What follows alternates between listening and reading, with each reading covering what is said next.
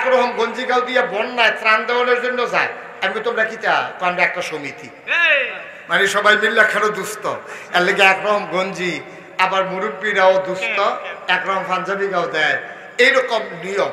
তাহলে নবীজি হইল আমাদের সবচেয়ে বড় বন্ধু। সুবহানাল্লাহ বলবেন না? আমাদের সবচেয়ে বড় বন্ধুকে। তাহলে নবীজি যেমনি চুল কাটছে আমরা এমনি কাটনের কথা নি, নবীজি যেমনি টুপি মাথায় দিছে আমরা এমনি মাথায় দেওয়ানোর কথা নি কথা। তাইলে নবীজি 10টা বছর মদিনায় কি করলো? তিনি গিয়া সাইডে সবাই ডাকাইয়া কইল, তোমরা এখনো হিন্দু থাকবা, বৌদ্ধ থাকবা, খ্রিস্টান থাকবা, ইহুদি থাকবা, আমরা মুসলমানরা আছি, কোনো আপত্তি নাই। সবাই মিল্লা আমরা একটা সুন্দর দেশ বানায়, এই দেশটার ভিতরে মুসলমান মুসলমানের আবাদত করব, হিন্দু হিন্দুর পূজা করব, খ্রিস্টান খ্রিস্টানের গির্জাত গিয়া তারার আবাদত বন্দিগি করব। আমরা কেউ বাধা দিতাম না, তোমরা আমরা মসজিদ ভাঙতে আইবা না, আমরা হিন্দুর মূর্তি ভাঙতাম যাইতাম না। সবাই মিল্লা মিলমিশ দেশের প্রশ্নে সবাই এক। আমরা এই মদিনায় যদি কেউ আক্রমণ করে, কেডায় আমরা ইহুদি, কেডা আমরা খ্রিস্টান, কেডা আমরা মুসলমান, এটা আমরা চাইতাম না। সবাই মিল্লা বাইরের দেশেতে যারা আক্রমণ করবে আমরা সবাই মিল্লা তাদের বিরুদ্ধে একসাথে দাঁড়াই যাব। ঠিক কিনা? হয়েছেও তাই, করছেও তাই। এবার নবীজি হয়ে গেলেন প্রেসিডেন্ট। সুবহানাল্লাহ না কেন? নবীজি হয়ে গেলেন প্রেসিডেন্ট, তার একদল মন্ত্রী হয়ে গেল। দেশের এই হিন্দু বৌদ্ধ খ্রিস্টান মুসলমান ইহুদি নাসারা সবাই হয়ে গেল প্রজা। এখন সবাই যার যার স্বাধীন মতো তার দেশ চালায়। এটা হলো নবীজির তরিকা। এখন হেই নবীর আমরা উম্মত হইয়া আমাদেরও কিছু দায়িত্ব আছে। এই বাংলাদেশে সবচেয়ে বড় যিনি আলেম হবে, সবচেয়ে বড় যিনি জ্ঞানী হবে, তিনি কি যদি আশেকে রাসূল দাবি করে থাকে, সবচেয়ে বড় যিনি পিসাব হবে, তাইলে তার প্রতি দায়িত্ব হলো নবী যেমন মদিনার প্রেসিডেন্ট ছিলেন, এই বাংলাদেশে সবচেয়ে বড় পীর সাহেব যিনি হবেন তিনি সবচেয়ে বড়, সবার আগে তিনি প্রেসিডেন্ট হওয়ার কথা ছিল। ঠিক কিনা? আমরা আফসোস কি জানেন? আমরা একদল ফিসাব কন লাট সাপ কন, এবার এরকম গোমনা মোমনা দিয়া এমন একটা ভাব ধরে থাকে মনে হয় কিচ্ছু বুঝে না। ঠিক নিও? এবার কিচ্ছু বুঝে না, কয় কিচ্ছু বুঝে না, কয় না বুঝে এই কেমনে খেতরা হন লাগবে বছরে বছরে, এইটা বুঝে ভালো। ঠিক কিনা কর? এবার আর সুইটটা সেটটা হয়, এবারে বিয়া করছে, এবারে খ্যাতপাত্র কিনতে পারে, এবারে বছরে বছরে কেমনে খ্যাত বাড়ান লাগবো, কেমনে মুড়িদ বেশি হইলে হাদিয়া বেশি পাইব, সব বুঝে। খালি ইসলামটা কেমনে নিজে ওই ফোজা লইয়া আগাই নেওয়া লাগবো, সেইটা বুঝে না। ঠিক কিনা? তাইলে ওনার ভাব আছে, নমুনা আছে, কিন্তু প্রকৃত পক্ষে উনি দাবি করছে আশেকে রাসূল, তিনি আসলে আশেকে রাসূল হইতে পারেন না। কতগুলো যুদ্ধ নবীর জীবনে নবী করছে, সশরীরে নিজে গিয়ে যুদ্ধের সেনাপতি হইছে। তো মদিনায় তখন ইসলামটা যেই অবস্থায় আছি, তখন বাংলাদেশও আমরা কি এত খুব ভালো অবস্থায় আছি? কতক্ষণ ভালো অবস্থায় আছি? ভালো অবস্থায় আসলাম না, ভালো অবস্থায় আইছি। ঠিক কিনা? ঠিক কিনা কর? কথা বলা গেছে না? হ্যাঁ, তারা দপ্তানির ঠেলা। আরে বাবুরে, হগিন্নির ফুতের নাম মিয়া খা বেড়া ভাত খাইতি, ভাত খাইছ তা বাতাস এলে গাছ ধরে খেয়ে রইছ। ঠিক নিও?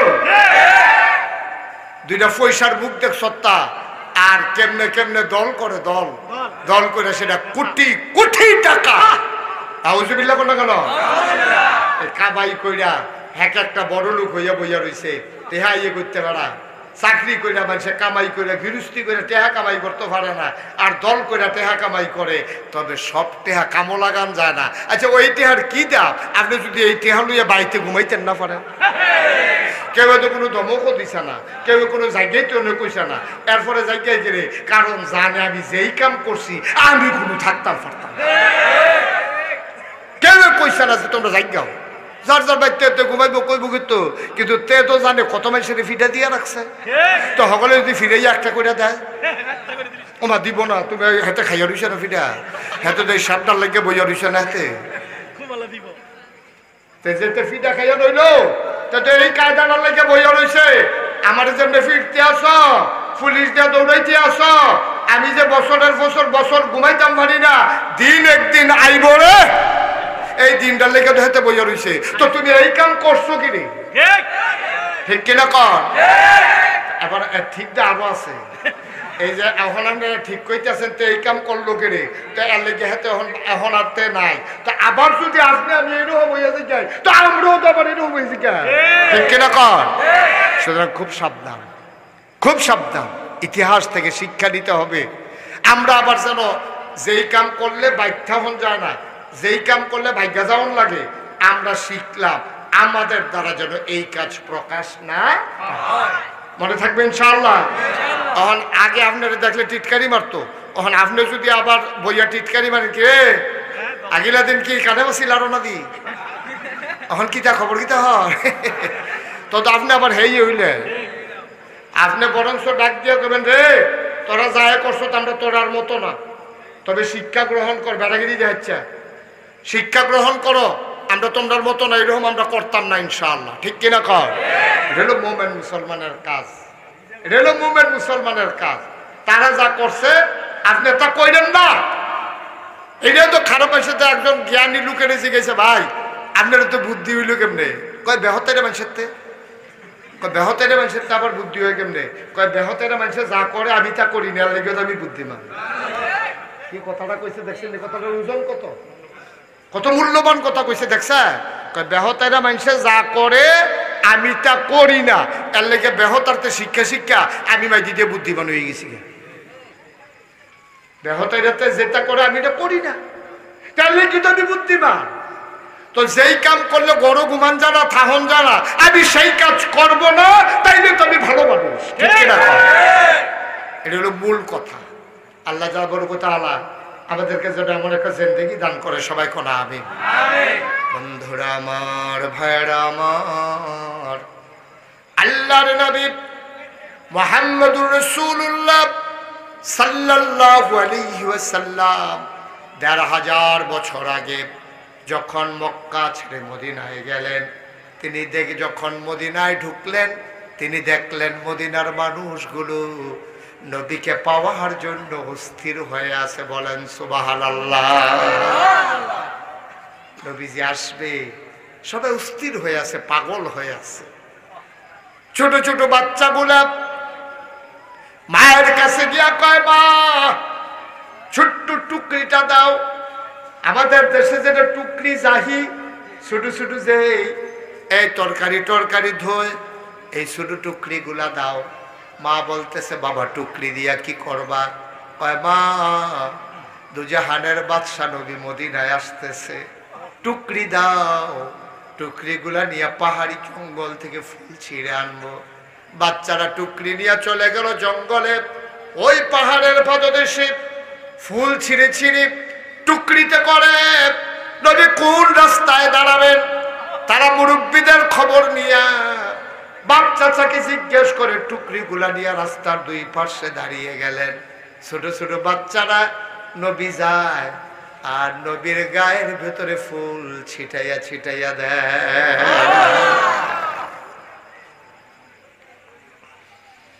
আল্লাহর নবী হেঁটে হেঁটে যান মাথা নিচু করে গাল বেয়ে টপ টপ করে পানি পড়ে আর বাচ্চারা নবীর গায়ের উপরে ফুল ছিটাইয়া দেয় আল্লাহর নবী মাথা নিচু করে হাঁটতেছেন মানুষগুলো নবীরে কুলের ভিতরে নিয়ে নিতে চায় মহিলাগুলা দুই পাশের বাড়ি থেকে উকি মেরে দেখতে চায় দুজাহানের বাদশা নবী কেমন ছেলেরা ফুল ছিটাইয়া দেয় আর কত সুন্দর সুললিত কণ্ঠে গান গায় তালা আল বদরু আলাইনা মিন সানিয়াতিল বিদা ওয়াজাবা শুকরু আলাইনা মাদালিল্লাহিদা সুবহানাল্লাহ বলবেন না গান গাইয়া গাইয়া নবীরে বরণ করে দিছে আল্লাহর নবী মদিনায় যখন ঢুকলেন মদিনায় ঢুকার পরে মানুষকে ডেকে বলে দিলেন আজকে থেকে আর মদিনার উপরে জোর জুলুম চলবে না নির্যাতন চলবে না নিপীড়ন চলবে না মানুষে আর ভেদাভেদ হবে না সবাই আমরা এক দেশের মানুষ, এক জায়গার মানুষ, মাদিনা মুনাওয়ারা, সবাই মিলে সুন্দর করে দেশ চালায়। ও মুসলমান, মনে রাখো, প্রকৃত মুমিন তুমি কখনোই হতে পারবা না যতক্ষণ পর্যন্ত নবীর জীবনের সাথে তোমার জীবন না মিলাবা। ঠিক কিনা? নবী যেমনে চলছে ঠিক তুমিও এমনি করে তোমার জীবনের প্রতিটি কাজ চালাইতে হবে। তুমি ভেজাল মনে করলে হইতো না, ভেজাল মনে করলে হইতো না। ও একটা সহজ কথা বলি, আপনারা বুঝবেন, বুঝের মানুষ। আচ্ছা, আমরা সবাই মিল্লা এখন যদি মনে করেন এই জায়গাটা বইয়া শুধু জিকির করি, লা ইলাহা ইল্লাল্লাহ, লা ইলাহা ইল্লাল্লাহ, আল্লাহু আল্লাহ, আল্লাহু আল্লাহ, শুধু জিকির করলাম, হ্যাঁ, তসবিহ তাহলিল পড়লাম, কিচ্ছু একটা কথাও কইলাম না, আপনি দল মত নির্বিশেষে হিন্দু বৌদ্ধ খ্রিস্টান সবাই করবো মাশাআল্লাহ, এরকম হলে তো কোনো কথা নাই। এখন কোনো সমস্যা নাই, সবাই মিললে আমরা জিকির করতে আসি, কোনো সমস্যা নাই, কোনো বাধা নাই, কোনো ঝামেলা নাই, কিচ্ছু নাই। এখন সবাই মিললে আমরা জিকির করতে আসি, কোনো সমস্যা নাই। হ্যাঁ, এই জায়গাটার মধ্যে যদি আমি বইয়া হন কই, ও আপনি জিকির কি করতে আসেন? কতজন আমরা জিকির করতে আসি লা ইলাহা, সবাই পড়েন লা ইলাহা, লা ইলাহা। আচ্ছা, এই যে কইলাম লা ইলাহা ইল্লাল্লাহ, এই জিকিরটা করলে সওয়াব আছে। আল্লাহ রাসূল বলেছেন আফদালুল যিকরি লা ইলাহা ইল্লাল্লাহ, সবচেয়ে উত্তম জিকির হলো লা ইলাহা ইল্লাল্লাহ। আচ্ছা, এই লা ইলাহা ইল্লাল্লাহ মানে কি কইছি আমরা? না, লা ইলাহা ইল্লাল্লাহ যে কইলাম এটার একটা অর্থ আছে নাকি নাই? আছে। অর্থটা কিটা? লা ইলাহা, কোনো ইলাহ নাই, কোনো মাবুদ নাই, কোনো মাশুক নাই, কোনো মওজুদ নাই, কোনো মাকসুদ নাই, কোনো আইনদাতা নাই, কোনো বিধানদাতা নাই, কোনো রিজিক দাতা নাই, কোনো হায়াত দাতা নাই, ইল্লাল্লাহ, আছে একজন, তিনি কে? আল্লাহ। তাহলে আগে কি কইছেন খেয়াল করেন, আগে কিন্তু এই বাচ্চারা কথা বলে না কেউ, আপনারা শুনতেছেন না? আপনারা কেউ, আপনারা একজন বলতে পারেন না কথা শুনলে? একটু খেয়াল করে শুনেন, গুরুত্বপূর্ণ কথা। এই যে আমরা জিকির করলাম লা ইলাহা, তো লা ইলাহা দুইটা অংশ আছে, দেখেন এখন এর লাগে এইটারে কই নফি আসবাত জিকির। এই জিকিরটারে কি জিকির কয়? নফি আসবাত। আগে না, এরপর হইল হা। না কিটা? নাই, নাই, নাই মানে কি? কিচ্ছু নাই, একবারে খালি। এরপরে কয় হ্যাঁ একটা আছে, কিটা? এটা কয় ইল্লাল্লাহ, স্বয়ং আল্লাহ। সুবহানাল্লাহ বলবেন না? তো লা ইলাহা মানে কি? আমি কইলাম এই ঘরটার ভিতরে কিচ্ছু নাই, এই যে সামনে আমি যে ঘরে বইলাম খাইলাম, আমি বললাম এই ঘরে কেউ নাই। শাহজাহান বেঁচে গেলাম, শাহজাহান আমার যে নিতে আসো এই ঘরে কে আছে? কহুজুর কেউ নাই। এখন আমি ঢুকছি, ঢুকার পরে শাহজাহান একজনে জিজ্ঞাসা, ভাই এই ঘরে কেরা আছে? ফিরসা বুজুর আইয়া বইছি। তা ফইলা তো কেউ নাই, এরপরে ফিরসা বুজুর আছে। এখন গোটা পৃথিবীতে দেখেন কি সুন্দর আল্লাহর কলমাটা দেখেন, গোটা পৃথিবীতে কিচ্ছু নাই, আইনদাতা নাই, বিধানদাতা নাই, রিজিকদাতা নাই, খাওয়াইনা নাই, খাওয়াইনা নাই। সুবহানাল্লাহ কয় না তো? খেয়াল করেন, কইলাম খাওয়াইনাও নাই, খাওয়াইনাও নাই, বিধানদাতাও নাই, বিধান পালন করিনাও নাই, রিজিক দেউনাও নাই, রিজিক নেউনাও নাই। অর্থাৎ নাই বলতে কিচ্ছু নাই। কি নাই?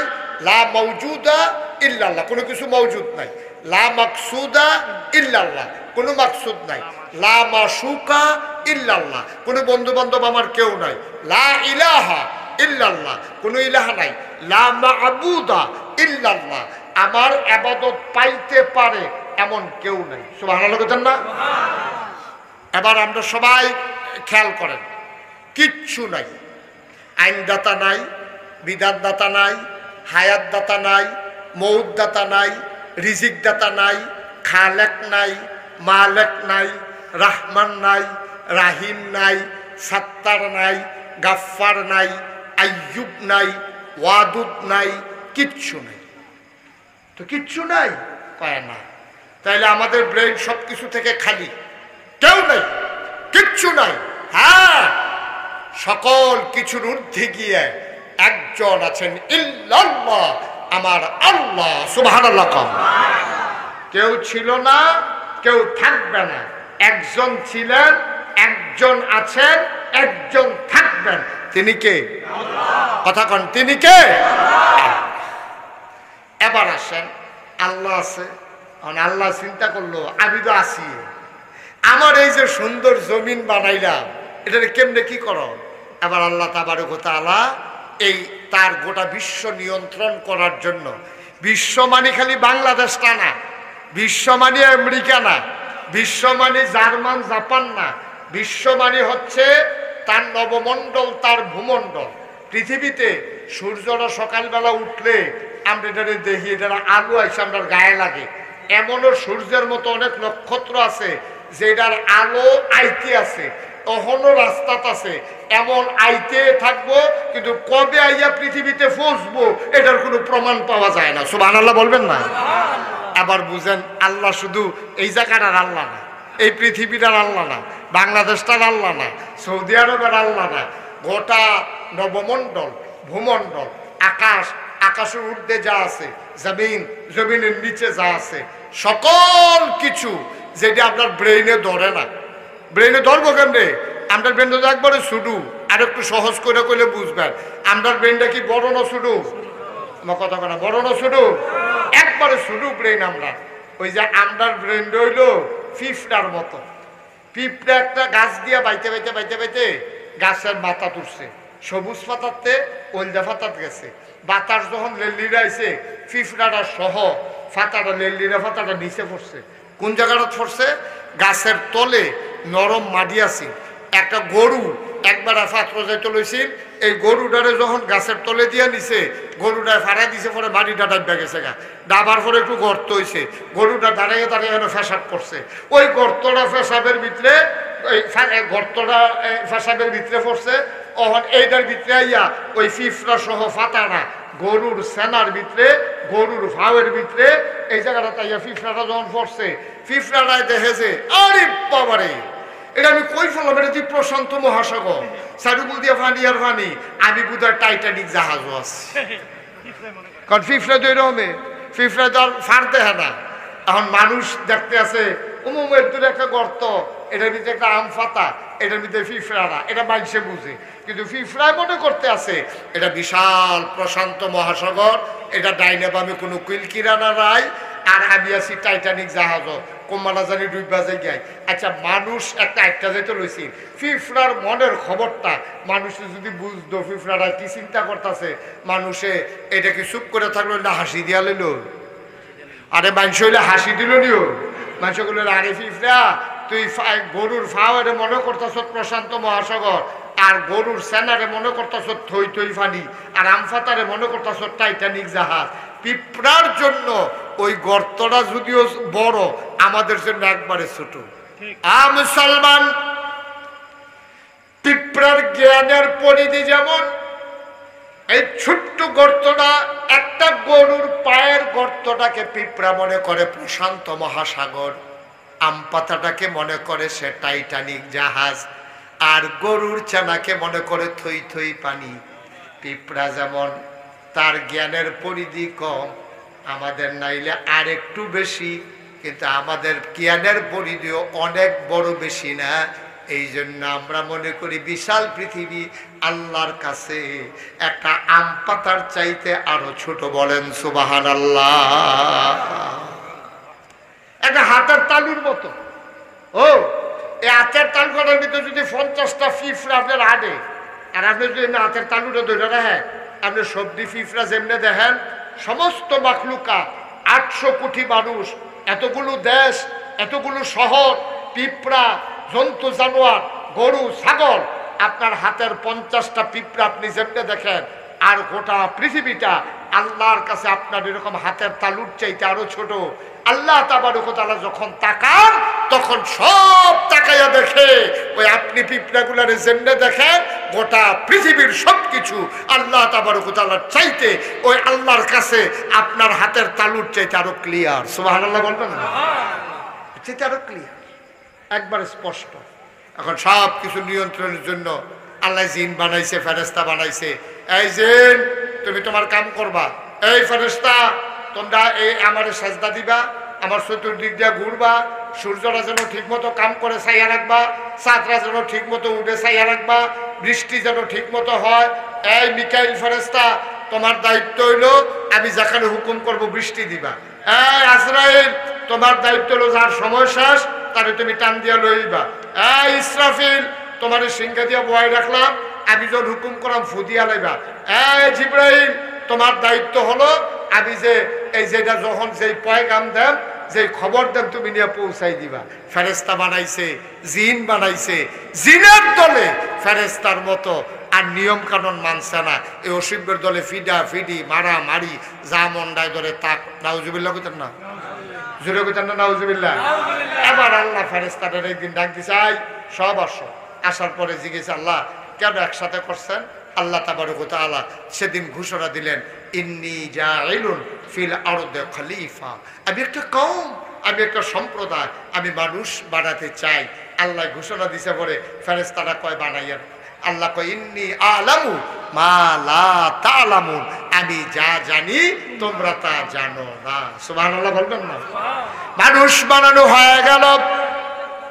ও মুসলমান, মন দিয়ে শুনো রে ভাই, মানুষ যখন বানানো হয়ে গেল, এবার আল্লাহ তাবারক ওয়া তাআলা কোন পথে গেলে জান্নাত, কোন পথে গেলে জাহান্নাম, কোন পথে গেলে লাভ, কোন পথে গেলে লোকসান, কোন পথে ভালো, কোন পথে মন্দ, কোন পথে কল্যাণ, কোন পথে অকল্যাণ, কোন পথে শিরক বিদআত, কোন পথে তাওহীদ রিসালাত, কোন পথে কুফর আর কোন পথে ইসলাম জানানোর জন্যে আল্লাহ মানুষদের মাঝ থেকে একদল মানুষ পাঠাইয়া দিলেন।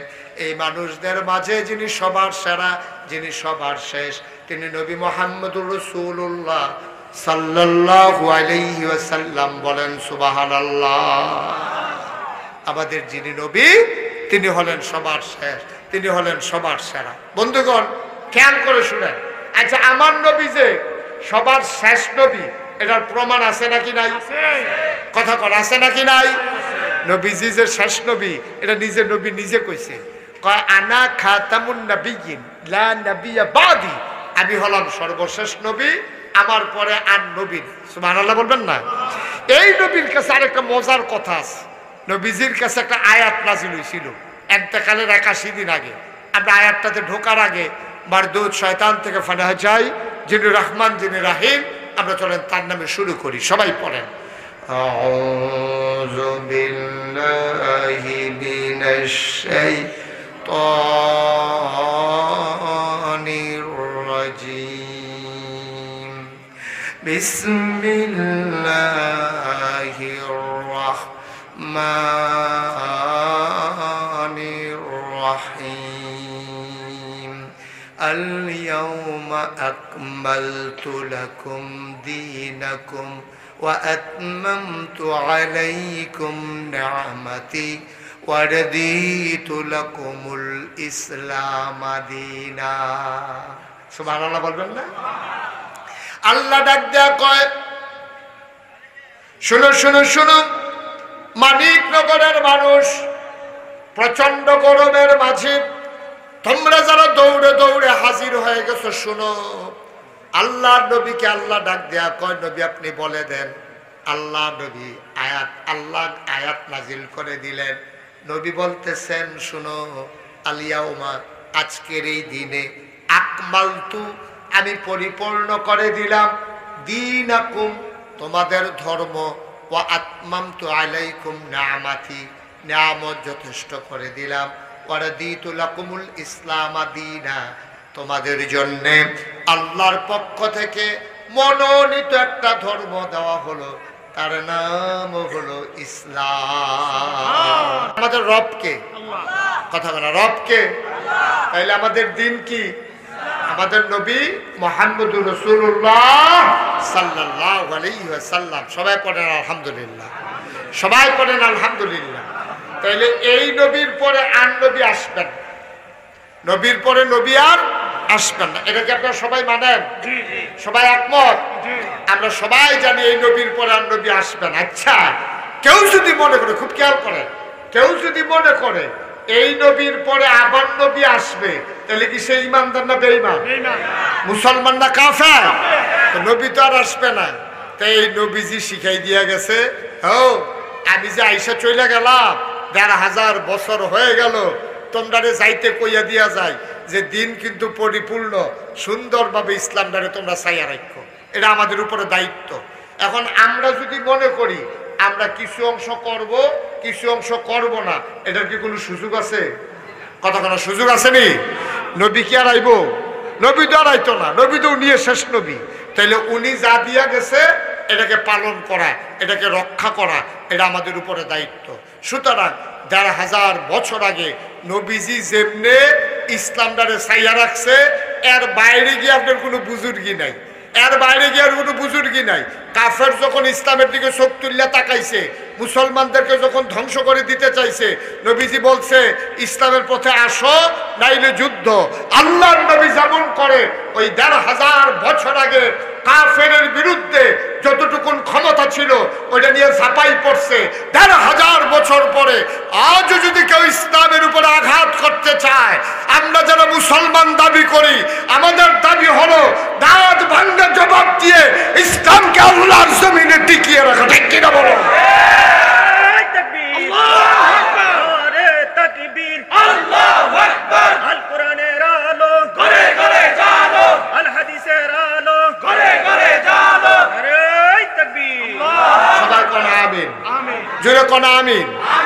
আমরার অবস্থা হয়েছে কি জানেন? একেবারে সহজ করে কই, আমরার অবস্থা হইলো ওই হেই গৃহস্থের মতো। কথা যেটা মনে পড়ছে এটা কি কইলে যা তো কইয়ে এলাই। লোকজন তো আমার কষ্ট লাগতে আছে, মাশাআল্লাহ এত লোক আসছে, এটারে সুন্দর করে একটু বসার বিছানাও দেওয়া গেল না। তো তোমরা কি আয়োজন করলাম আমি তো বুঝলাম না কেসটা। হ্যাঁ, এটা তারার দোষ না, তারা বুঝছেন আপনারা যে না আইয়া পড়বেন, এটা সমস্যা হয়েছে এইটা। আর কয়েক মিনিট, হ্যাঁ একটু ধৈর্য ধরে মন দিয়া শুনেন। ওই যে এক গৃহস্থ, ওই যেটা কইতাম কথা মনে আছে নিও, আমরা মুসলমান রয়ে গেছি এই গৃহস্থের মতো। কোন গৃহস্থের মতো? একবেলায় বাইক ফাঁসাব করতে উঠছে রাইতে, রাইতে ঘুমেতে যখন ফাঁসাব করতো, খালের কান্দাত গেছে, গিয়ে দেখে তারা ভাই চুরাইতে আছে। কি আইতাছে? এই সুরাইতাছে দেখা এবার করছে কি তা আস্তে কইরা উড়ানের দিকে আইয়া পড়ছে। সুরে যখন খাল ফাড়িয়ে উড়ানো আছে, এবার আস্তে কইরা ঘর ঢুকে লাইছে। সুরে যখন হিনকেটটা ঘর ঢুকতে আছে, এবার চিন্তা করলো আমি আর ঘর থাকাটা ঠিক হইতো না, এবার ঘরের হওয়ার উঠটা লাইছে। সুরে যখন বস্তার ভিতরে মাল ভরতে আছে, এবার ছাইয়া রয়েছে। আমরা আমরা আরো রয়েছে তো, শেষ হয়েছে না তখন, তো চাইয়ে না রয়েছে। হাতে বস্তাত মাল ভরে, হাতে ওই সিলিং উঠটা নিচের ফেল বেড়া ফাঁক করে চাইতে আছে। সুরে কিতা করে মাল বইরা যখন মাল দাঁড়ে লইয়া ঘরের তে বাড়িয়া সুরে জাগিতে আছে, তে বেড়াইতের মতো চিল্লান দিছে, সুরে কইয়া চিল্লান দিছে, সুর গেছে গা, বাড়ির সকল একখান হইছে। আমরা মুসলমান হয়ে গেছি এখন এইরকম। সুর আইসে খালের এই ফারো, আমি দেখে সে আইয়া পড়ছি এই ফারো। সুর আইতে আছে ভিতর বাইর, আমি ঢুকালাইছি ঘরের ভিতরে। সুর ঘরে ঢুকছে, আমি গিয়ে হর উঠটা বইয়া রয়েছি। সুর যখন মালটা লয়ে যাই গা, আমি তখন চিল্লান দিছি। আজকে গোটা পৃথিবীতে মুসলমানরা বার খেতে খেতে পিঠ দেয়ালে ঠেকে গেছে। কোন দেশটার ভিতরে মুসলমান মাইর খায় না কর? ওখানে না আপনারা ফ্রিভাবে আইতেন পারতেন, এখন না সুন্দরভাবে কথা কইতে আছেন। ঢাকা ইউনিভার্সিটিতে যেই ছেলেগুলা নামাজ পড়তো, কইতো যে এইতে এই শিবির, না হইলেতে জামাত, না হইলেতে ইসলামী আন্দোলন করে, না হইলেতে নামাজ পড়ে গেলে, এর লেগে নামাজ পড়লো গেলে এই দেশও তার দোষ। বাংলাদেশও থাইকা ইন্ডিয়ার বিরুদ্ধে কথা কইলো গেলে, তারে ফিরতে ফিরতে বাইরে এলাইছে। আপনারা নাম শুনছিলেন আগে, তারে ফিরতে ফিরতে বাইরে এলাইছে। শতকরা ৯২ জন লোক মুসলমানের দেশে নামাজ পড়লে তে জামাত হইয়াছে গে, শিবির হইয়াছে গায়। হ্যাঁ ইন্ডিয়ার বিরুদ্ধে কথা কনে, হ্যাঁ তার মা বাপে ফাড়াইছে ফরতো, হ্যাঁ তারে ফিরটা লাশ বানাইলা। আমরা সবাই এত দিন ধইরা মসজিদের ইমামে কুদ্দুরা সুদের বিরুদ্ধে, ঘুষের বিরুদ্ধে কথা কইলে হ্যাঁ বাটার ইমামতি জায়গা। শতকরা ৯২ জন লোক মুসলমানদের দেশ, আমরা খালি চাইছি। সুরে যখন মাল লইয়াছে গায়, এবার জুড়ে চিল্লান দিছে, আমরা হইছি হেই মুসলমান। ঠিক কিনা? আমরার মতো মুসলমান সারাটা পৃথিবীতে যদি 800 কোটি মানুষ আছে, পুরো 800 কোটি এরকম আমরার মতো আমরা মার্কা মুসলমান হইলে ইসলামের কি উপকার হইব? কর কি উপকার হইব? সুদের বিরুদ্ধে কথা বলা যাবে না, ঘুষের বিরুদ্ধে কথা বলা যাবে না, সাদাকে সাদা বলা যাবে না, কালোকে কালো বলা যাবে না, ন্যায়কে ন্যায় বলা যাবে না, অন্যায়কে অন্যায় বলা যাবে না। এই জন্য ৭১ সালে বাংলাদেশ স্বাধীন হয় না। এই বাংলাদেশে আমরা ন্যায়কে ন্যায় বলবো, অন্যায়কে অন্যায় বলবো, ভালোকে ভালো বলবো, মন্দকে মন্দ বলবো। শুধু বলবো না, ইসলামের উপরে আঘাত আসলে প্রয়োজনে নিজের জীবন পর্যন্ত বিলিয়ে দেবো ইনশাআল্লাহ। আগে পারি নাই, আমরা কিন্তু পারি নাই, এটা কিন্তু সত্য। আমরা নানান ঝামেলা, তা আমরা চেষ্টা করছি।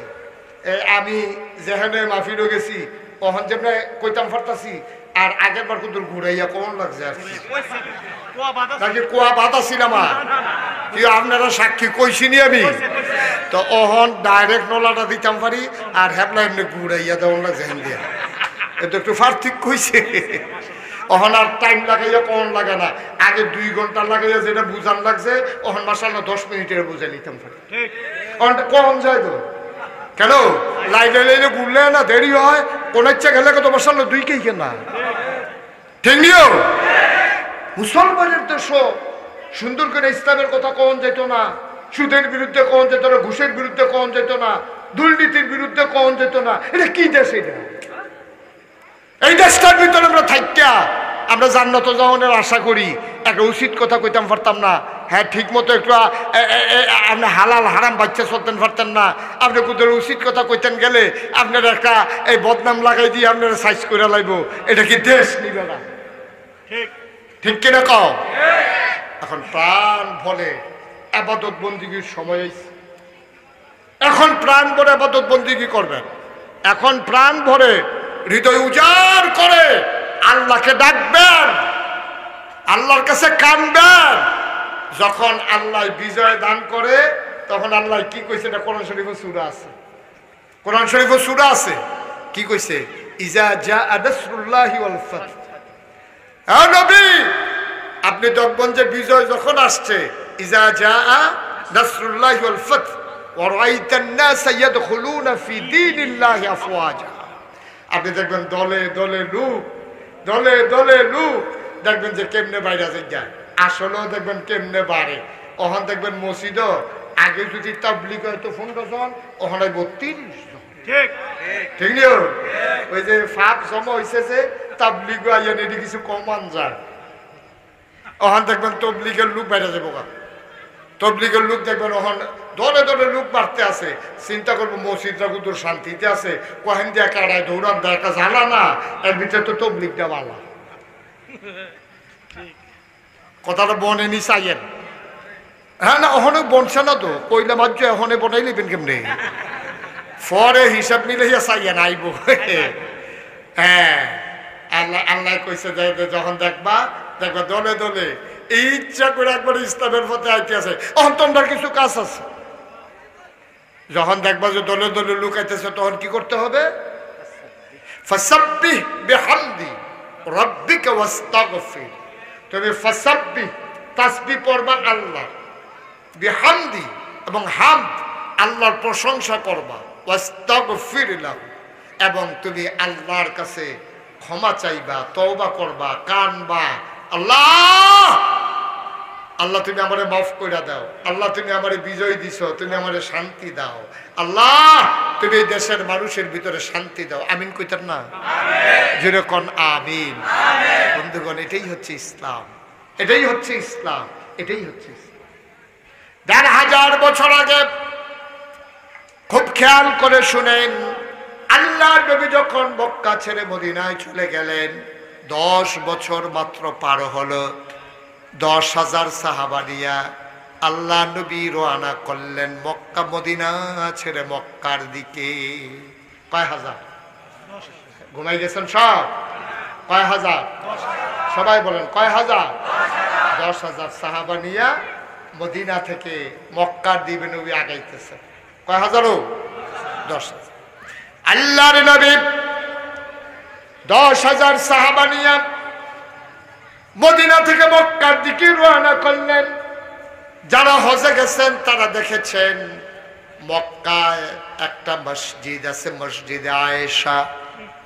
যারা উমরা করতে যায় এই মসজিদে আয়েশা থেকে হেরাম বেঁধে আবার উমরা করতে আসে। আল্লাহ নবী মসজিদে আয়েশার নিকট দিয়া 10,000 সাহাবা নিয়ে আগাইতেছেন।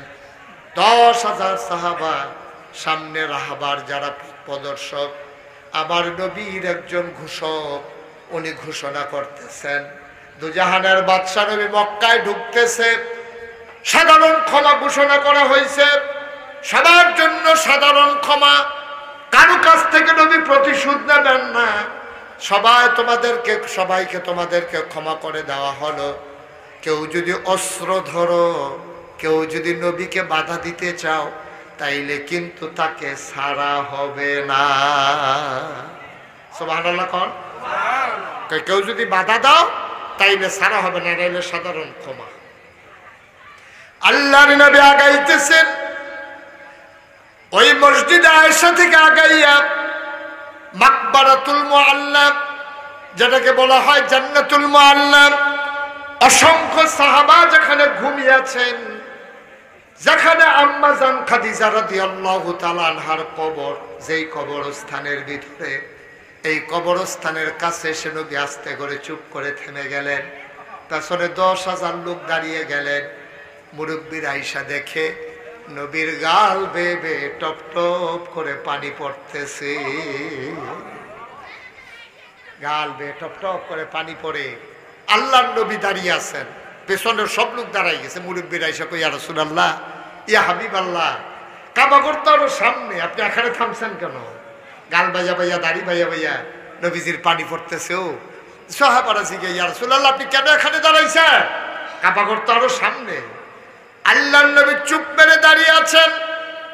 সাহাবারা তাকায়া দেখলো নবীর মাথাটা নিচু হতে হতে থুতনি মুবারক বুকের সাথে লেগে গেছে। ওই চোখের পানি দিয়া পাঞ্জাবি ভিজে গেছে, বুকের পশম ভিজে গেছে। সাহাবারা জিজ্ঞেস করে, নবী আমার, আপনি কেন দাঁড়িয়ে আছেন? আল্লাহর নবী ডাক দিয়া কয়, আজকে একজন মানুষের কথা বড় বেশি মনে পড়ছে, যে মানুষটা মক্কার বিজয় দেখলে সবচেয়ে বেশি খুশি হইতো।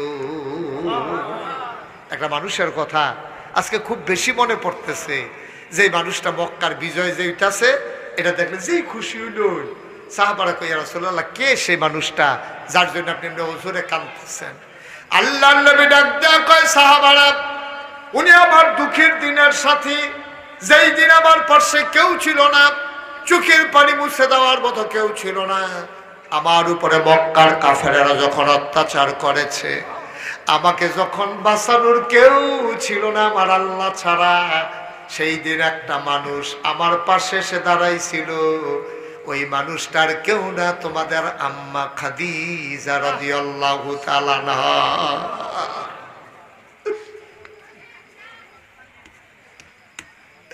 আমার খাদিজা একা ছেড়ে দেন নাই, তার সমস্ত সম্পদ গুলো আমার হাতে আইনা উঠাই দিছে। ডাক দিয়া বলছে, ইয়া রাসূলুল্লাহ, ইয়া হাবিবাল্লাহ, সব সম্পদ আজকে আমার যেগুলো ছিল সব আপনার, আপনি যেমনে মন চায় খরচ করেন।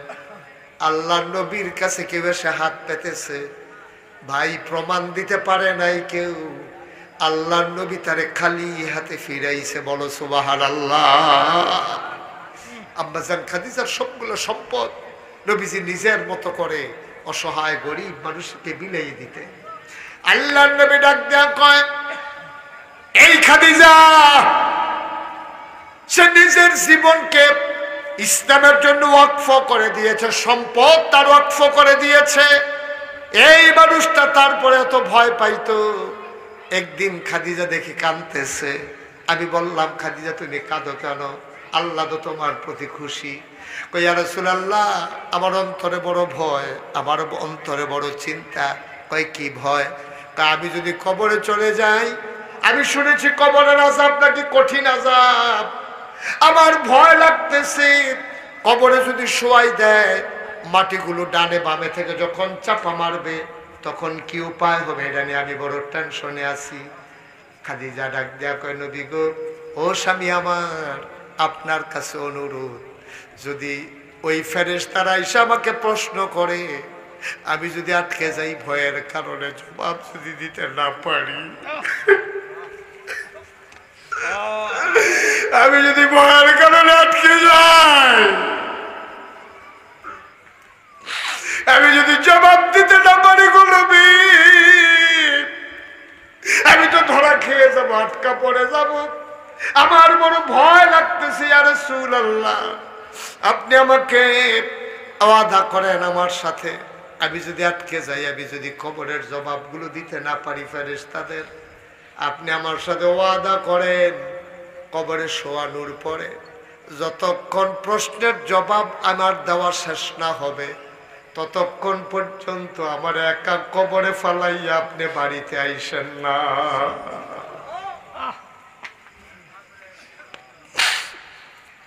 আমার বড় ভয়। আল্লাহ নবী ওয়াদা করলেন, ও খাদিজা, আমি জবাব না শেষ করে আসবো না। জানাজা হয়ে গেল, কাফন পরে দাফন করে দেওয়া হলো খাদিজাকে কবরে। একজন একজন মানুষ করে চলে আসতেছে। আল্লাহ নবী ছোট মানুষের মতো হাউমাউ করে কাঁদতেছেন, হাউমাউ করে নবী কান্দে। কেউ সাহস করে না নবীর কাছে যেতে। আবু বকর সিদ্দিক রাদিয়াল্লাহু তাআলা আনহু নবীর কানারে গিয়ে দাঁড়ালেন, আস্তে করে বললেন, নবী আমার, সবাই চলে গেছে, আপনি কি যাবেন না? কবরে কতক্ষণ দাঁড়াই থাকবেন, বাড়িতে যাবেন না? আল্লাহ নবী কান্দে। আবু বকর সিদ্দিক, নবী আমার, চলেন বাড়ির দিকে যাই। আল্লাহ নবী ডাক ডাক, আবু বকর, ও আবু বকর, তুমি চলে যাও, খাদিজার সাথে আমার একটা ওয়াদা আছে, এটা পূরণ না করে আমি বাড়িতে যাব না। আমার একটা গোপন ওয়াদা আছে আবু বকর, তুমি যাও, আমি আসতেছি। আবু বকর, আবু বকর কয়, না, আমি আপনাকে ফেলে যাব না। কতক্ষণ পরে আল্লাহ নবী বলেন, চলো আবু বকর, চলে যাই। আবু বকর রাদিয়াল্লাহু তাআলা আনহু জিজ্ঞেস করলেন, আপনি এখন চলে যান কেন? কাজ কি শেষ? আল্লাহ নবী চোখের পানি ছেড়ে দিয়ে কয়, তোমাদের আম্মা খাদিজা আমার সাথে ওয়াদা করে নিছিল আমার কাছ থেকে, যেন প্রশ্নের জবাব দিয়া তারপরে আমি যাই। কত প্রশ্নের জবাব কি দেওয়া হয়ে গেছে? কয় না, প্রশ্নের জবাব দেওয়া হয় নাই, তবে খুশির খবর আছে। কয় কি খুশির খবর? কয় আমাকে আল্লাহ তাআলা জিবরাইল আমার কানের কাছে এসে আমারে কানে কানে কয়, ইয়া রাসূলুল্লাহ, ইয়া হাবিবাল্লাহ, আপনি আর দাঁড়াই থাকার দরকার নাই, আপনি চলেন, বাড়িতে চলে যান। আমার খাদিজার প্রশ্নের জবাব কে দেবে? কয় খাদিজার আল্লাহ এত পছন্দ করছে, খাদিজার কবরে ফেরেশতাদের প্রশ্নের জবাবের ভার স্বয়ং আল্লাহ তার দায়িত্বে নিয়ে গেছে।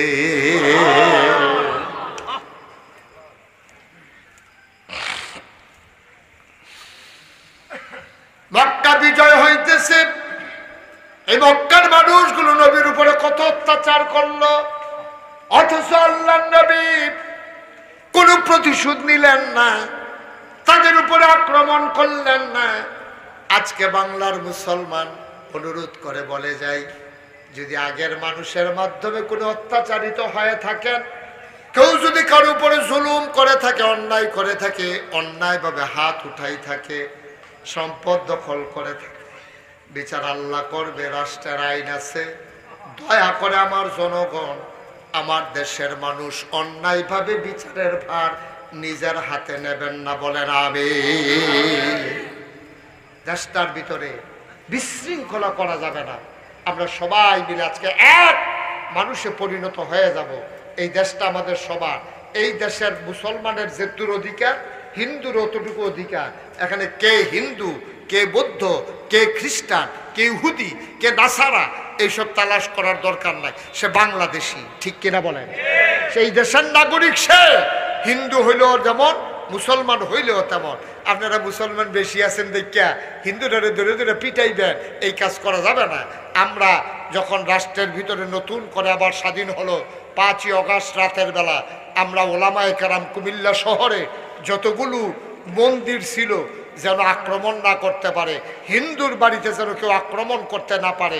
আমরা রাত জেগে জেগে মাদ্রাসার ছাত্রদেরকে লাঠি সোটা নিয়ে মন্দিরের সামনে বসাই দিছি, কোনো কুলাঙ্গার যেন এই বেজ্জুতি এই অসম্মান আমাদের কাঁধে আনতে না পারে। আমরা রাত জেগে জেগে একদিন না 2 দিন না দিনের পর দিন এই হিন্দু মন্দিরগুলো আমার মুসলমান সন্তানেরা মাদ্রাসার ছাত্ররা পাহারা দিয়েছে, বলেন আলহামদুলিল্লাহ।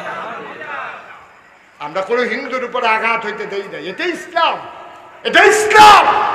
কারণ হিন্দুরা আমাদের কাছে আমানত, যেহেতু আমরা সংখ্যাগরিষ্ঠ মুসলমান এই দেশে, হিন্দুরা আমাদের কাছে থাকবে কেমনে? আমরা যদি চেয়ে না রাখি, আমরা ইন্ডিয়ার এই হিন্দুদের মতো হতে চাই না। ইন্ডিয়ার হিন্দুরা একজন মুসলমান অন্যায় করলে সবাই ধরে পিটা শুরু করে, আর আমরা বাংলাদেশে মুসলমানরা ইতিহাস করেছি অপরাধ করলেও আমরা কোনো হিন্দুর উপরে আক্রমণ করি নাই, ঠিক কিনা বলেন? আমরা মুসলমান, আমাদেরকে আদর্শ আছে, আমাদেরকে ঐতিহ্য আছে, আমার নবী সব শিখাই দিয়া গেছে। সেটা আমরা এটা করতে পারি না, এই কাজটা করবেন না দয়া করে। আল্লাহ নবী ওই বিজয়ের পরে সবাই মিলে নবী আনন্দের সাথে তওবা করলেন। নবীজি বারবার সবাইকে নিয়ে তওবা করালেন।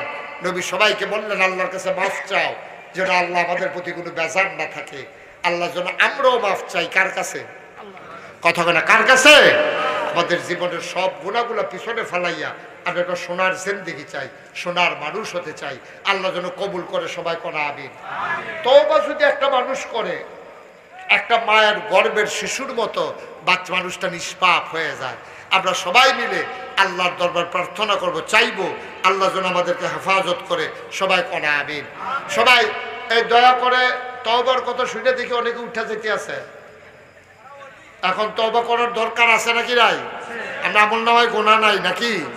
যারা গোনা নাই তারা হুদুদি মেহনত করে তওবা করার দরকার কি?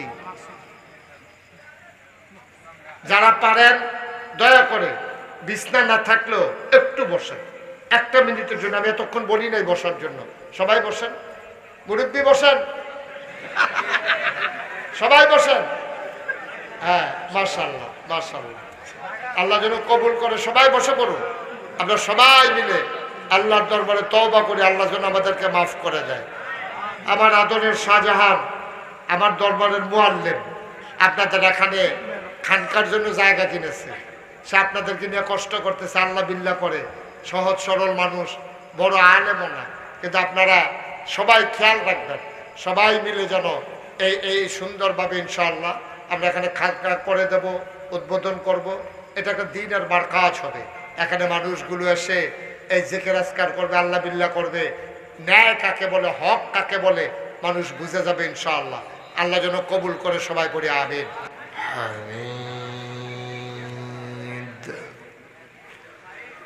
সবাই পড়ুন। আউযু বিল্লাহি মিনাশ শাইতানির রাজীম।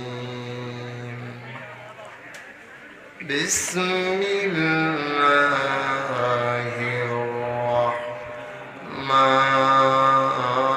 রাহমানির রাহিম।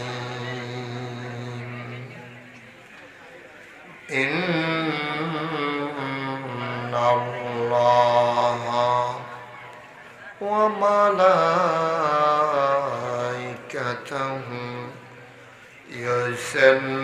ইউসাল্লুনা আলান নবী ইয়া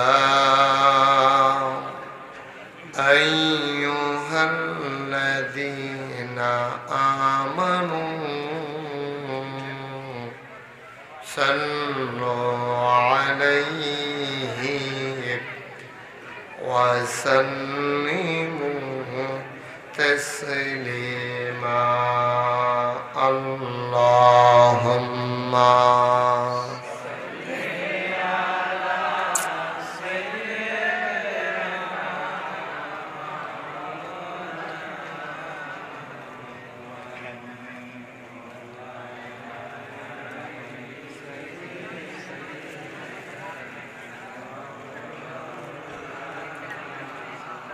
জোরে সোরে মহাব্বতের সাথে গলা ছেড়ে দিয়ে পড়ুন আল্লাহুম্মা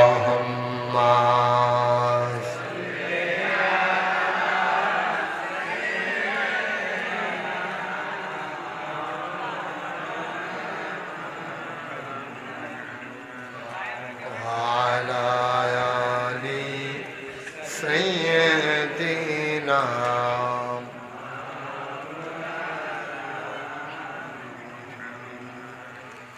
যেখানেই থাকো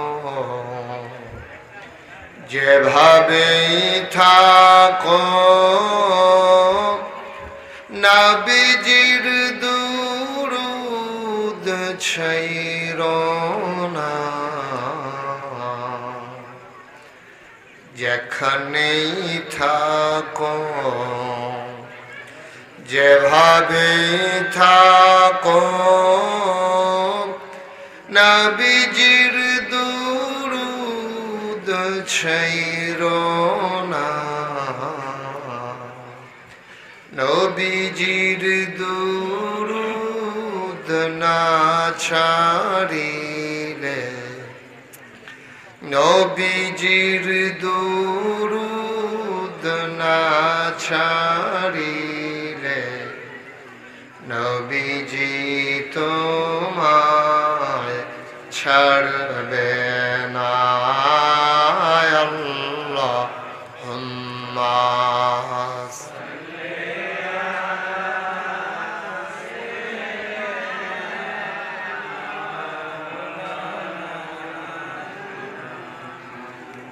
وعلى آل سيدنا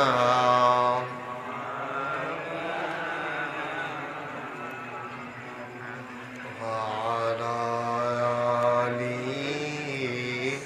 سيدنا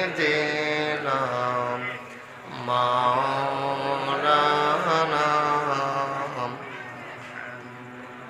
لا إله إلا الله لا إله إلا الله لا إله إلا الله لا إله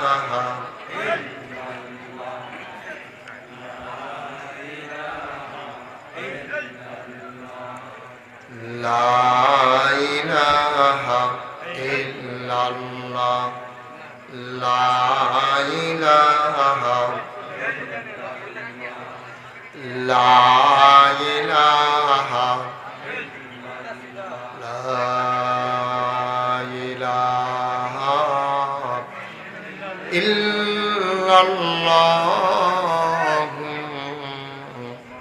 محمد رسول الله صلى الله عليه وسلم اللهم صل وسلم وبارك عليه সবাই পড়ি আলহামদুলিল্লাহ জোরে পড়ি আলহামদুলিল্লাহ আল্লাহ তাবারক ওয়া তাআলার দরবারে আমরা লাখো কোটি শুকরিয়া জ্ঞাপন করছি যিনি আমাদেরকে ঐতিহ্যবাহী ঐতিহ্যধন্য কুমিল্লা জেলার তিতাস উপজেলার দক্ষিণ মানিকনগর মরহুম ইয়াকুব আলী সরকার এবং সকল কবরবাসীর মাগফিরাত কামনায় 25তম বার্ষিক ইসালে সওয়াব ও তালিমের মাহফিল উপলক্ষে আজ 1 সেপ্টেম্বর রোজ রবিবার যিনি আমাদেরকে বৃষ্টিমুক্ত একটি রাত উপহার দিয়ে বৃষ্টি বাদলার দিনে আমরা সুযোগ করে দিয়েছেন এমন করে সুযোগ দিয়ে যিনি আমাদেরকে আসার বসার কিছু কথা শোনার সুযোগ করে দিলেন আমরা মাবুদের দরবারে শুকরিয়া আদায় করি সবাই পড়ি আলহামদুলিল্লাহ আমাদের জায়গা অনুযায়ী লোকজন একটু বেশি হয়ে যাচ্ছে তো আপনারা মাহফিল কর্তৃপক্ষ যারা আছেন তাদেরকে একটু বসার ব্যবস্থা করে দেন এই জায়গাটা ফাঁকা করে দিতে হবে আমরা এখান থেকে সরেন এই জায়গা থাকলে দাঁড়িয়ে কথা বললে আমি ওয়াজ করতে পারবো না সরেন কথা বললেন না, কেউ কথা বললেন না। এই ছেলে, তুমি কথা বলতেছো কেন? এটা কি বেয়াদবি হলো? এটা তুমি কথা বলা লাগবে এখানে? সরেন এখান থেকে, এই জায়গাটা ছেড়ে দেন। যে যারা লোকজন চলে আসছেন তাদেরকে একটু জায়গা করে দেওয়া যায় কিনা, মাহফিলের কর্তৃপক্ষ যারা আছেন তাদেরকে একটু বিছানা বিছিয়ে দেন। যেহেতু লোকজন বেশি হয়ে গেছে, পাশে বাড়িঘর আছে, আমার মা বোনদেরকে আমি বিনীতভাবে অনুরোধ করব যে দয়া করে আপনাদের আওয়াজ যেন মাহফিল পর্যন্ত না আসে, এটা দয়া করে একটু খেয়াল করে।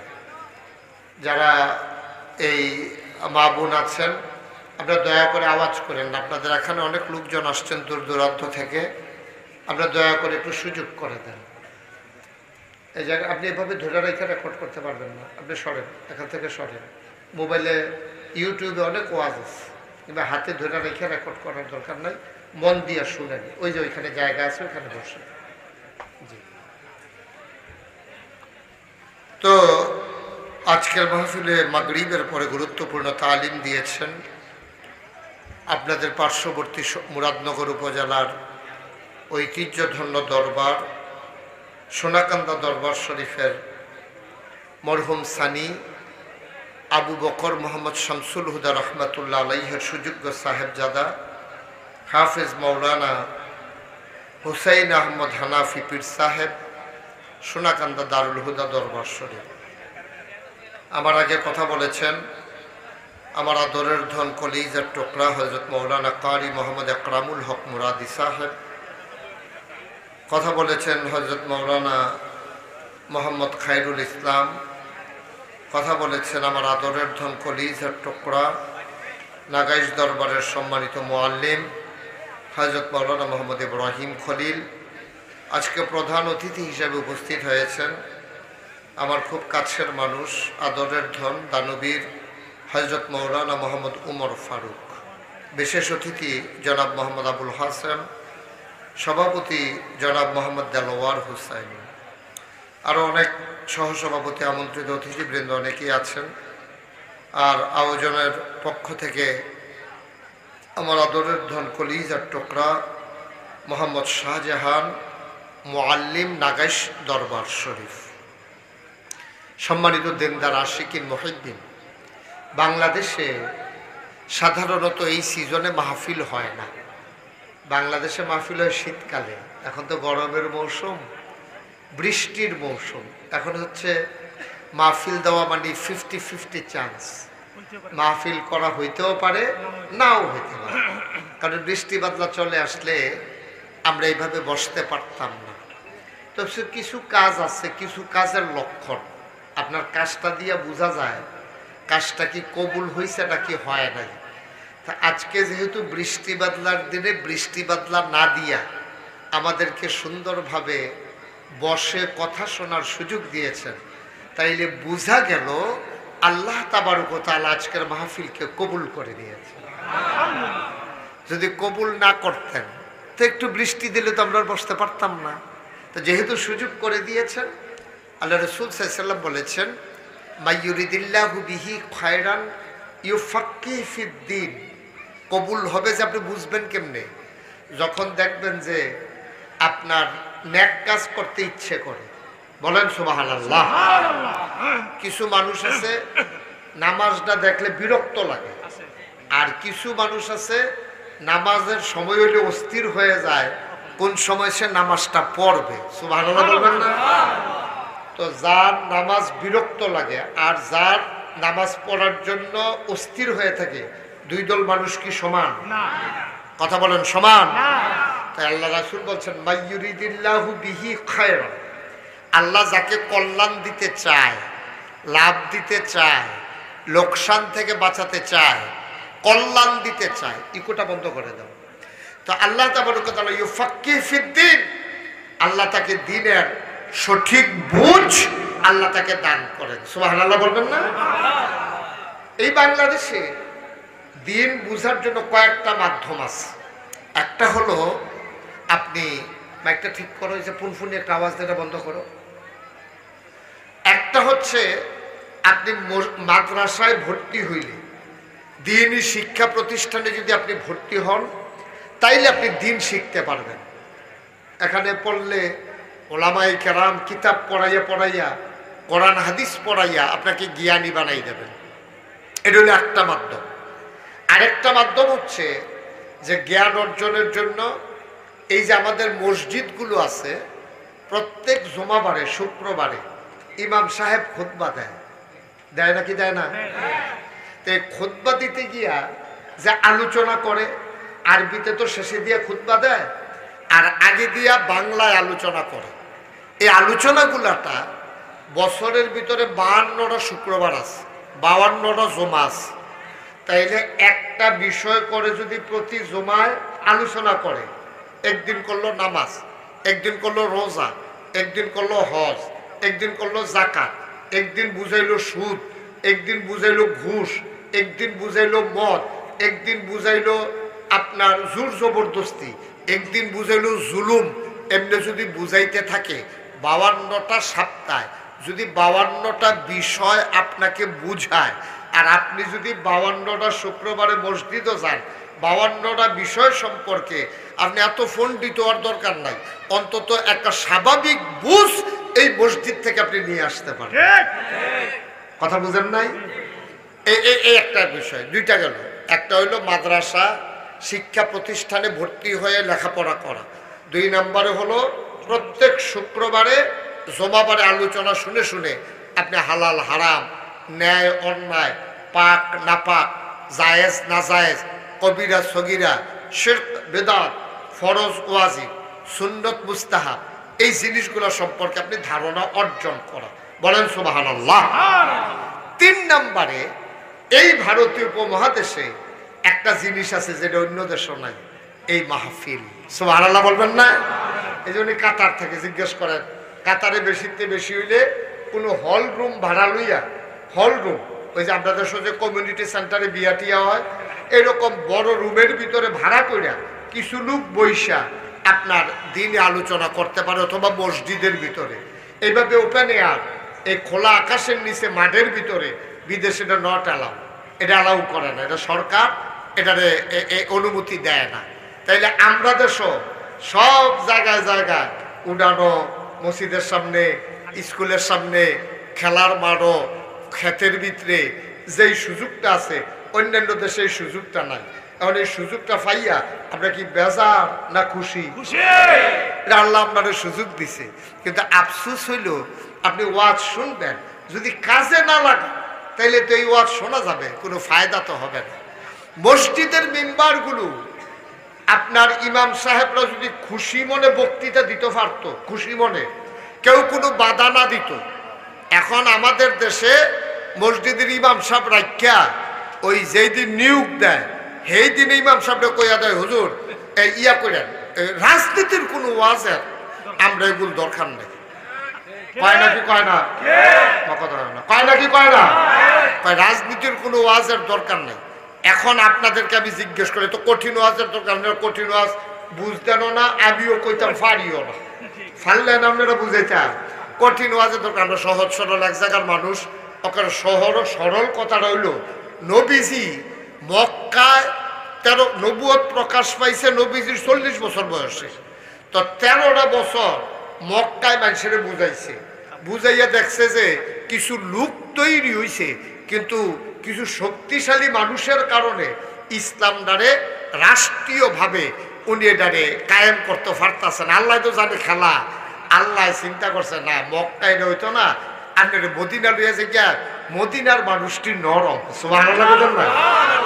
আপনারা যারা হজ গেছেন তারাও কইতেন পারবেন, মক্কার মানুষগুলো যেই রকম, এর চাইতে কিন্তু মদিনার মানুষ কিন্তু আরেক রকম। মদিনার মানুষদারির মেহমানদারি অন্যরকম, মদিনার আবহাওয়াটা সুন্দর, মদিনায় গাছপালা বেশি, আর সবচেয়ে বড় কথা হলো মদিনার সম্মান এই জন্য অত্যন্ত সুন্দর, আদব কায়দা বেশি, কারণ মদিনায় আমার স্বয়ং নবীজি ঘুমিয়ে আছেন। সুবহানাল্লাহ বলবেন। তো এখন মদিনার মানুষগুলো আপনার, তারা আল্লাহ তো জানে কেমন, এখন মদিনার মানুষে আইসা নবীজির দাওয়াত দিয়ে নিয়ে গেছে মদিনায়। এখন মদিনায় গিয়া নবীজি দুনিয়াতে ছিলেন 10 বছর। কয় বছর? সবাই কথা বলে কয় বছর? 10 বছর। এই 10 বছর নবীজি মদিনায় কি করছে এই কাজটা শুনলে আপনি বুঝবেন নবীজি করছে কি আর আমরা করতে আছি। ঠিক কিনা কর? আমরা এই নবীর উম্মত নেই, আমার কথা কেন, আমরা এই নবীর উম্মত নেই, শেষ নবীর উম্মত নেই আমরা। এই নবী আশেকে রাসূল, যে নবীর প্রতি যার ভালোবাসা প্রেম বেশি তারে কয় আশেকে রাসূল। এখন আপনি যদি আমারে মহব্বত করেন, আমি যে নাগাই শরীফ সাহেব, আপনি যদি আমারে মহব্বত করেন তাহলে আপনি চেষ্টা করবেন হুজুরে পাঞ্জাবিটা কিরকম গাও দেয়, আমি ওইরকম একটা পাঞ্জাবি গাও দেন। হুজুরে কোন খানাটা পছন্দ করে, আমি হুজুরের লেগে এই খানাটার ব্যবস্থা করাম, নিজেও খায়াম। হুজুরে কেমনে দাড়ি রাখছে, আমি এমনি দাঁড়িয়ে রাখাম। হুজুরে কেমনে টুফি মাথার দেয়, আমি এমনি টুফি মাথার দেয়। হুজুরে কথা কয় কেমনে, আমি ওইটা চেষ্টা করাম এমনি। যদি মহব্বত করেন, আমরা দেশও দেখবেন কেউ যখন দুস্তি ফাতে, এই দুই দুস্থ মিল্লা একরকম শার্ট বানাই রে, একরকম ফলাফল দেখবেন এইটা দুস্থ দুস্থ। আমরা দেশে গরিব কারে কয়, টাকা পয়সা না থাকলে আমরা দেশে তারে কয় গরিব। আসলে তো গরিব না, আসলে গরিব এই যে আমরা দেশ সবচেয়ে গরিব হইল এখন যারা কোটি কোটি টেহার মালিক, যারা টেহায় হয় না, হ্যাঁ তারা এরা গরিব। যদি যদি ধনী হইতো তো এত টেহা তারার দরকার কি, তারার হয় না তো। এত কোটি টেহার পরেও যারা হয় না, এরতে গরিব কেন হগিন্দি বেটিও ধরতে পারলাম। আমরা হগিন্দি বেটি সারাদিন ভিক্ষা করে ঘুমাইলাম, আর আমরা কোটি কোটি টেহার মালিক ঘুমও তো নাই, ইঞ্জেকশন দিয়েও ট্যাবলেট খাইয়েও ঘুমাইতে পারে না। তো এরতে গরিব কে দিন নিতে তার আছে, ঠিক নিও। তো গরিব আর ধনী যাচাইব তার মন মানসিকতা দিয়া। আপনি সারাদিন কাম করছেন, 500 টাকা পাইছেন, সুইটটা সেটটা লইয়া রাত্রে ভাত খাইয়া ঘুম দিছেন, ফজরের টাইম পর্যন্ত একটা টানা ঘুম বাইরে দিয়ে বলে কোন ভাই ঠেড়া পড়ছে, আপনি টেরো পাইছেন। এইরকম ঘুম, এইটা নইল ধনী, ঠিক কিনা কর? আপনি ঘুম নাই, টেহার চিন্তায় আপনার এই মাথাটা সবসময় ভাগ উঠতে থাকে, হাই প্রেশার, এটা কি গরিব ধনী নি? এর চেয়ে গরিব, এর চাইতে ভিক্ষুক এই দুনিয়াতে আর নাই, ঠিক কিনা কর? যারা রাস্তার টেহা মাইরা খায়, যারা মানুষের গরিবের সম্পদ মাইরা খায়, যারা মানুষের সম্পদ লুটতরস করে, তারার মতো গরিব এই দুনিয়াতে আর নাই। আমার শাহজাহান অনেক ধনী মানুষ, আপনারাও ধনী মানুষ, বলেন আলহামদুলিল্লাহ। ঠান্ডা মাথা, এত টেহা টেহা করে লাভ কি? হুতনের জায়গাটা থাকলে 4টা ডাল ভাত খাওয়ান গেলে কাপড় চুপড় সুন্দর করে, আর কি আর লাগে কিতা? মার হাবা করতেন না, আল্লাহ যেন হেফাজত করে, সবাই করে। আমি তো দেখছি, আমি তো কাজের আমার অভিজ্ঞতা আছে তো, প্রায় 53-54 বছর তো এই জায়গাতে আছে। আমি তো মানুষের লগে, অসংখ্য মানুষের লগে চলি। আমি আপনারা এখন ওয়াজ করছি, এই জাহাপুর স্কুলের সামনে ওয়াজ করছি। এই এলাকার তো কোনো জায়গায় হেগুল দিয়া কি গ্রাম না নাম, কলাকান্দি, এবারে হ্যাঁ মাসিমপুর বাজারও, এবারে ভিটিকান্দি, মানে আমি কি এখন কোনো গ্রাম বাদ আসিনি, মার হাবা কোন না কেন? অধিকাংশ গ্রামও মানুষ ওয়াজ করছি। আমি মানুষ চিনি, মানুষ চালাই, আমি মানুষ দেখি। এই যে আমার অভিজ্ঞতা হইল, আপনারা তো সবাই শুনছেন জানছেন। যারা এই বছর, গত বছর এত লোক হয় নাই, মাশাআল্লাহ এই বছর দেখেন সব দিচ্ছে হারার ভিতরে একটা শান্তি আছে, ঠিক কিরকম? সব দিছে মানুষের মনের ভিতরে একটা শান্তি আছে। মনে হয় যেন এতদিনে তারা নিজে ওই ডাহাতে বাইতে এলে যেরকম শান্তি, অহন মনে হয় যেন নতুন করে দেশ স্বাধীন হওয়ার পরে মনে হয় যেন এতদিনে এটা আমরার দেশ হয়েছে, ঠিক ফলাফলের মনে থেকে আরম্ভ করে বুড়া বেড়ায় পর্যন্ত। আমি তো এই দিন এক বুড়া বেড়া হুদু দিয়ে আইসা, আমি কি তো হুজুর কে ভাল লাগে, আইস দিতে গুলো ভাল লাগে, হুদুদি হুদুদি। আমি তো মনে করছি কেউ কুতকুতি নি দেয় না, কুতকুতিও না, হুদুদি বিলে। মার হাবা কর না কেন? আমিন কর। আমি বুঝছি কেমনে গরিব কেনা ধনী কেনা, আমি বুঝছি আমার মসজিদ করতাম গিয়া। আপনারা তো সবাই সোশ্যাল মিডিয়ার সুবাদে জানছেন, শুনছেন এবং সবাই শরিক হয়েছেন। এই যে আমি মসজিদ করতাম গিয়া, আমি বুঝছি মানুষ কারে কয়। কোটি কোটি টেহার মালিক একটা হাতাতে পারবে না, আর ভিক্ষা করে রাখা হগিন্নি বেডি নিজে মসজিদের সামনে দাঁড়ায় করে কিতা ওই যে ফিসা বুঝলে ভালো কয়টা নি কহ এবিডে হাত দিয়ে না 2টা টেহা কেনা দিলে ভিক্ষা দিছে, সেই টেহা সুবহানাল্লাহ কইতেন না? এটার দাম কয় কোটি টেহা, কয় কোটি টাকা। এটা কি আপনি যেমন তেমন কথা মনে করছেন? আল্লাহ তাবারক ওয়া তাআলা কবুল তো করছে। আপনাদের স্বপ্নের মসজিদ আল্লাহর খাস মেহেরবানি একতলার ছাদ হয়ে গেছে, বলেন আলহামদুলিল্লাহ। একসাথে ৬,০০০ লোক নামাজ পড়বে একটা মসজিদে। কয় হাজার? নিচতলায় হাসপাতাল। এই পর্যন্ত আমি গতবার আপনাদেরকে বলছিলাম, মসজিদ শুরুর আগে আমি নিয়ত যখন করছি তখন আমি 1 বছরের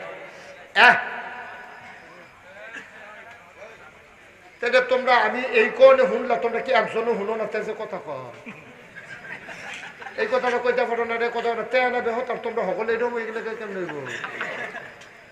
তে তো পুরো বেহতারে। তো এই কথার ভিতরে দিয়ে যখন কথা কইতে পারে তার বুদ্ধি থাকলে আর কুদ্দুর আছে, এটা আনতে হইছে না আমরা সকলে। মারহাবা কন। যেই কথাটা কইতাম ইসলাম এবারে যখন কইছি যে মসজিদ করাম, ইঞ্জিনিয়াররা যখন কইছে 15 কোটি টাকা লাগবো, তখন আমি একটা নিয়ত করছিলাম, আল্লাহ জীবনে অনেক টাকা পয়সা লাড়াছাড়া করছি, বছরে অনেক জায়গা যাই, অনেক টাকা পয়সা কামাই করি, ইনশাআল্লাহ এই মসজিদ করতে গিয়া যত টাকা লাগে এর ভিতরে আমি 1 বছরে যত টাকা হাদিয়া পাই, খেলা মনে করেন না, হিসাব মিলিয়ে যেতে পারতেন না, 1 বছরে যত টাকা হাদিয়া পাই পুরা 1 বছরের হাদিয়া আবার মসজিদ আমি দান করে দেবো ইনশাআল্লাহ। তা কথার কথা না দিছিও, এটা আপনারা একটা বুঝ দিয়ে গিয়া তারপরে দিলাম না, বিষয়টা এরকম না। এক মুডে 25 লক্ষ টাকা, 25 লক্ষ টাকা আমি দিয়া তারপরে আমার মসজিদের কাজ শুরু করছি, বলেন আলহামদুলিল্লাহ। আর আজকে পর্যন্ত আমার মসজিদে খরচ হয়েছে প্রায় 4 কোটি টাকা। তা আমি তো দিছি 25 লাখ টাকা না, তো 4 কোটি হইতে আরো লাগে 3,75,00,000 টাকা। আরে 3,75,00,000 টাকা তো এটি দিলাম করতে, মারহাবা কর না কেন? এই যে হিউগিন নিবেদি টাকা দিছে, বিদেশ থেকে পাঠাইছে, আমি মালয়েশিয়া ওয়াজ করতাম গেছি, তার এক লগে আমার তো যেই টাকা দিয়ে দিছে, 2 বার গেছি, 2 বারে তো অনেক টাকা। এরপরে গিয়া নগদে, বিকাশে, রকেটে, কত মানুষ যে রিক্সা চালায়, ফোন দিয়ে সেটা কান দেখবে কিতা কোথায়, আমি তো রিক্সা চালাই, আমি মসজিদটা টেহা দিতাম, মনটায় কোথায় আমি কইতে টেহা দেন বেশি, তো কত দিতেন মত? কয় 100 টাকা। আমি আপনার এই 100 টাকা যে 1 লাখ টাকা, সুবহানাল্লাহ কইতেন না? একবার 1 কোটি আর আপনার 100 টাকা অনেক টাকা। আল্লাহর খাস মেহেরবানি, কত মানুষে যে টাকা পাঠাইছে, আপনারাও সবাই দিছেন। আমার মসজিদরা একতলার ছাদ হয়ে গেছে, এখন সিঁড়ির কাম চলতে আছে। সিঁড়িটা 125 ফুট, ওই এই মাথাতে এই মাথা পর্যন্ত, এই 100 ফুট নিচতলাতে ফুটাটা সিঁড়ি সংসদ ভবনের মতো একবারে দোতলা। মার হাবা কয় না তো? এই সিঁড়িটা দিয়া মসজিদটা যখন শেষ হইব, আপনারা সবাই এমনি তো দাওয়াত দিয়ে রাখছি, যখন যাইবেন দরজা খোলা। শাহজাহান, আমার শাহজাহান প্রত্যেক ইংরেজি মাসে 3য় শুক্রবার আমার দরবারে মাসিক তালিমের মাহফিল হয়, শাহজাহান যায়, সাথে আপনারা অনেকেই যান, আবার সবাই যাবেন। এছাড়াও প্রত্যেক শুক্রবারে আমি দরবারে জমা পড়াই, প্রত্যেক শুক্রবারে আমি যেখানেই থাকি শুক্রবারটা আমি ওইখানে থাকতে চেষ্টা করি, যদি বিদেশ না যাই, বিদেশও যদি থাকি তো এই শুক্রবারে ওইখানে আমরা গেলে হ্যাঁ দেখা হইব, মসজিদরাও চাই আইবেন। আমার মসজিদার কাম চলতে আছে ইনশাআল্লাহ, আপনারা সব সময়ে দেন, কারণ আমি আগে তো মসজিদের ভিডিও দাঁড়াইয়া কানতাম, ওখান আর ভিট নাই, ছাদ হইয়া গেছে, এখন কান্দন লাগে সাধকের করিয়া আকাশের দিকে তাকাই আল্লাহর লগে কথা কই, মাঝে মাঝে আল্লাহ এই যে মানুষের টেহাডি দিল, একতলার ছাদ পর্যন্ত কইরা লাইলাম, 4 কোটি টাকা খরচ কইরা লাইলাম, এখন যদি বাহি কামটা এটা তো 3 তলা হইব, বিরাট একটা মিনারা হইব, এখন কেমনে কিতা করতাম?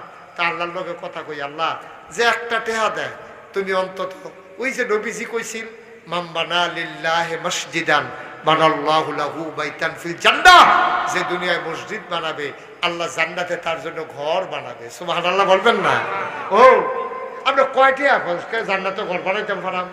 100টা টাকা দিয়ে যদি জান্নাতে ঘর বানাইলাম যায়, 1000 টাকা দিয়ে যদি জান্নাতে ঘর বানাইলাম যায়, 5000 টাকা দিয়ে যদি জান্নাতে ঘর বানাইলাম যায়, তারতে শাকফালার কিতে আছে।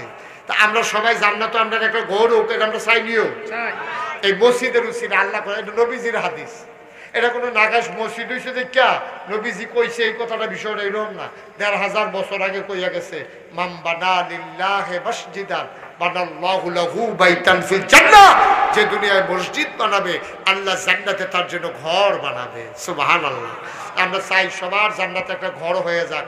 এখানে যারা আছেন আপনার এমন লোক আছে 50,000 টাকা দিলেও কম হইতো না, 10,000, 20,000, 100, 200 ওকে 10টা টাকা দিলে আপনি মরে যেতেন না, আল্লাহ ডাইলা দিব, লইয়া কুলাইতেন পারতেন না, মসজিদে না দিবেন। এখন এইরকম কেউ আসেননি যে হুজুর ইনশাল্লাহ আমি 5,000 টাকা এই মসজিদও দিলাম, এখন দিতাম না পারলে শাহজাহানের কাছে দিয়া দেন হুজুর, দোয়া করেন আমার লাগে আল্লাহ যেন কবুল করে। 10,000 টাকা দিলাম, এক প্রধান অতিথি না, প্রধান অতিথি 10,000 টাকা না দিলে মানুষে মানে না। ইনশাল্লাহ আলহামদুলিল্লাহ কই আলাইছি কোন আলহামদুলিল্লাহ। আমাদের প্রধান অতিথি আজকের মাহফিলের উনি আমাদের এই 10,000 টাকা উনি মসজিদের কাজের জন্য দেবেন। মাশাআল্লাহ মাশাআল্লাহ, সবাই বলেন মারহাবা। মাহফিলেও মাশাআল্লাহ অনেক অনুদান দিছে, আমি মন থেকে দোয়া করি। আরে টেহা পয়সা হইলে তো এই কামে লাগান দরকার, আনলে টেহা থেকে কালাপ কি। তো উনি 10,000 টাকা দেবে। আর কেউ আসেননি যে হুজুর আমি ইনশাল্লাহ নগদ 1,000 টাকা দিয়া আপনার এই স্বপ্নের মসজিদ, এত কষ্টের মসজিদ আমি শরিক হইলাম, এরকম এহাদরা লোক আসেননি যে 1,000 টাকা 1,000 টাকা যে হুজুর এই মসজিদ আমি দিলাম, আল্লাহ যেন কবুল করে প্রাণ ভরে। হ্যাঁ হ্যাঁ মাশাআল্লাহ। জসিম এতিমখানা একবার 3,000 টাকা পাঠাইছিল, এখন কি করব? 1,000 টাকা দিবা, দাও। আসেনি লোকে? বার করো বার করো, মারহাবা কোন। আল্লাহর ঘর মসজিদও, মসজিদ আমরা ছাইয়া রয়েছে, এটা কাম শেষ করলে দেখবেন মসজিদ কারে কয়। বাংলাদেশে এই প্যাটার্নে পালাসুতা নিবাসী সুহেল, ফালাসুতার মানুষ আরো এসে করতে বেড়াইতে আইছে, ওই এলাকায় দাঁড়িয়ে গেছি। ও জসিমের আব্বা আম্মা নাই, জসিমে 1,000 টাকা দিছে মাশাআল্লাহ।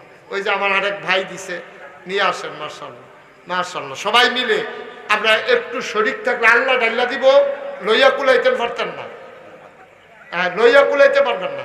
আমার ছেলেরা আসতেছে, সুহেল কালাসান কান্দি, কলাকান্দি কালাসান কান্দি, কালাসান কান্দিও তো আমি গেছি মাশাআল্লাহ। এই আমার ছেলেরা যারা আছে তারা আসতেছে, আপনারা দয়া করে একজনও খালি দিয়েন না। 500, 1,000, 100, 200, ওই যে 500 টাকা দিছে আমার কলিজার টুকরা মাশাআল্লাহ। হ্যাঁ কাউরারচরের বিল্লাল 1,000 টাকা দিয়েছেন। আমরা সবাই মিলে দোয়া করবো, সবাই মিলে আমরা দোয়া করবো। সুহেল 500 টাকা দিছে মাশাআল্লাহ। একজন লোকও খালি যাইয়েন না, আমার অনুরোধ। এই সোনামণিরা, ছোট বাচ্চারা 2টা টাকা পারলেও দিও। তোমরা যারা ছোট মানুষ আছো 2 টাকা পারলেও শরীর থেকে আল্লাহ বরকত দেবে ইনশাআল্লাহ, আল্লাহ বরকত দেবে, আল্লাহ ঢাইলা দেবে ইনশাআল্লাহ। নিয়ে কুলাইতে পারবেন না, আল্লাহ দেওয়ার মালিক, আল্লাহ যেন কবুল করে। আমরা প্রাণ ভরে দোয়া করব সবাই মিলে। আমরা একজনও খালি দিয়েন না, 2টা টাকা হইলেও দিয়েন।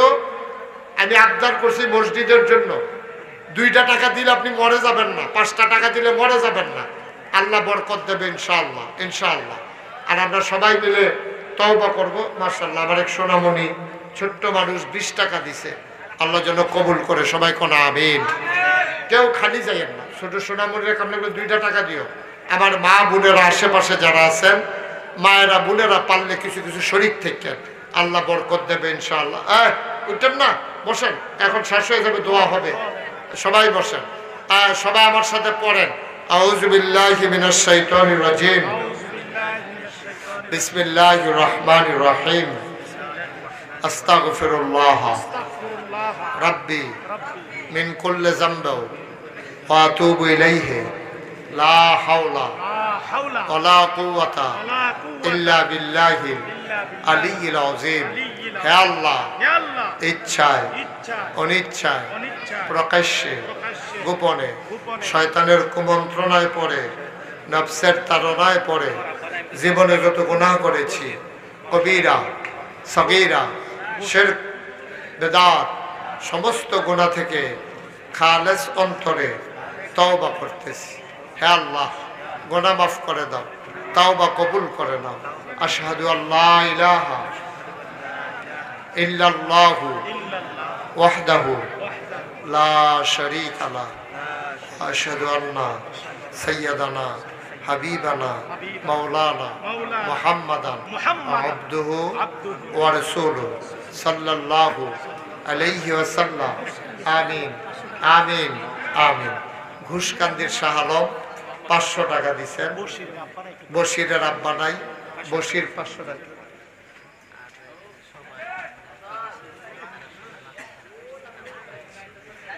আমাদের এখানকার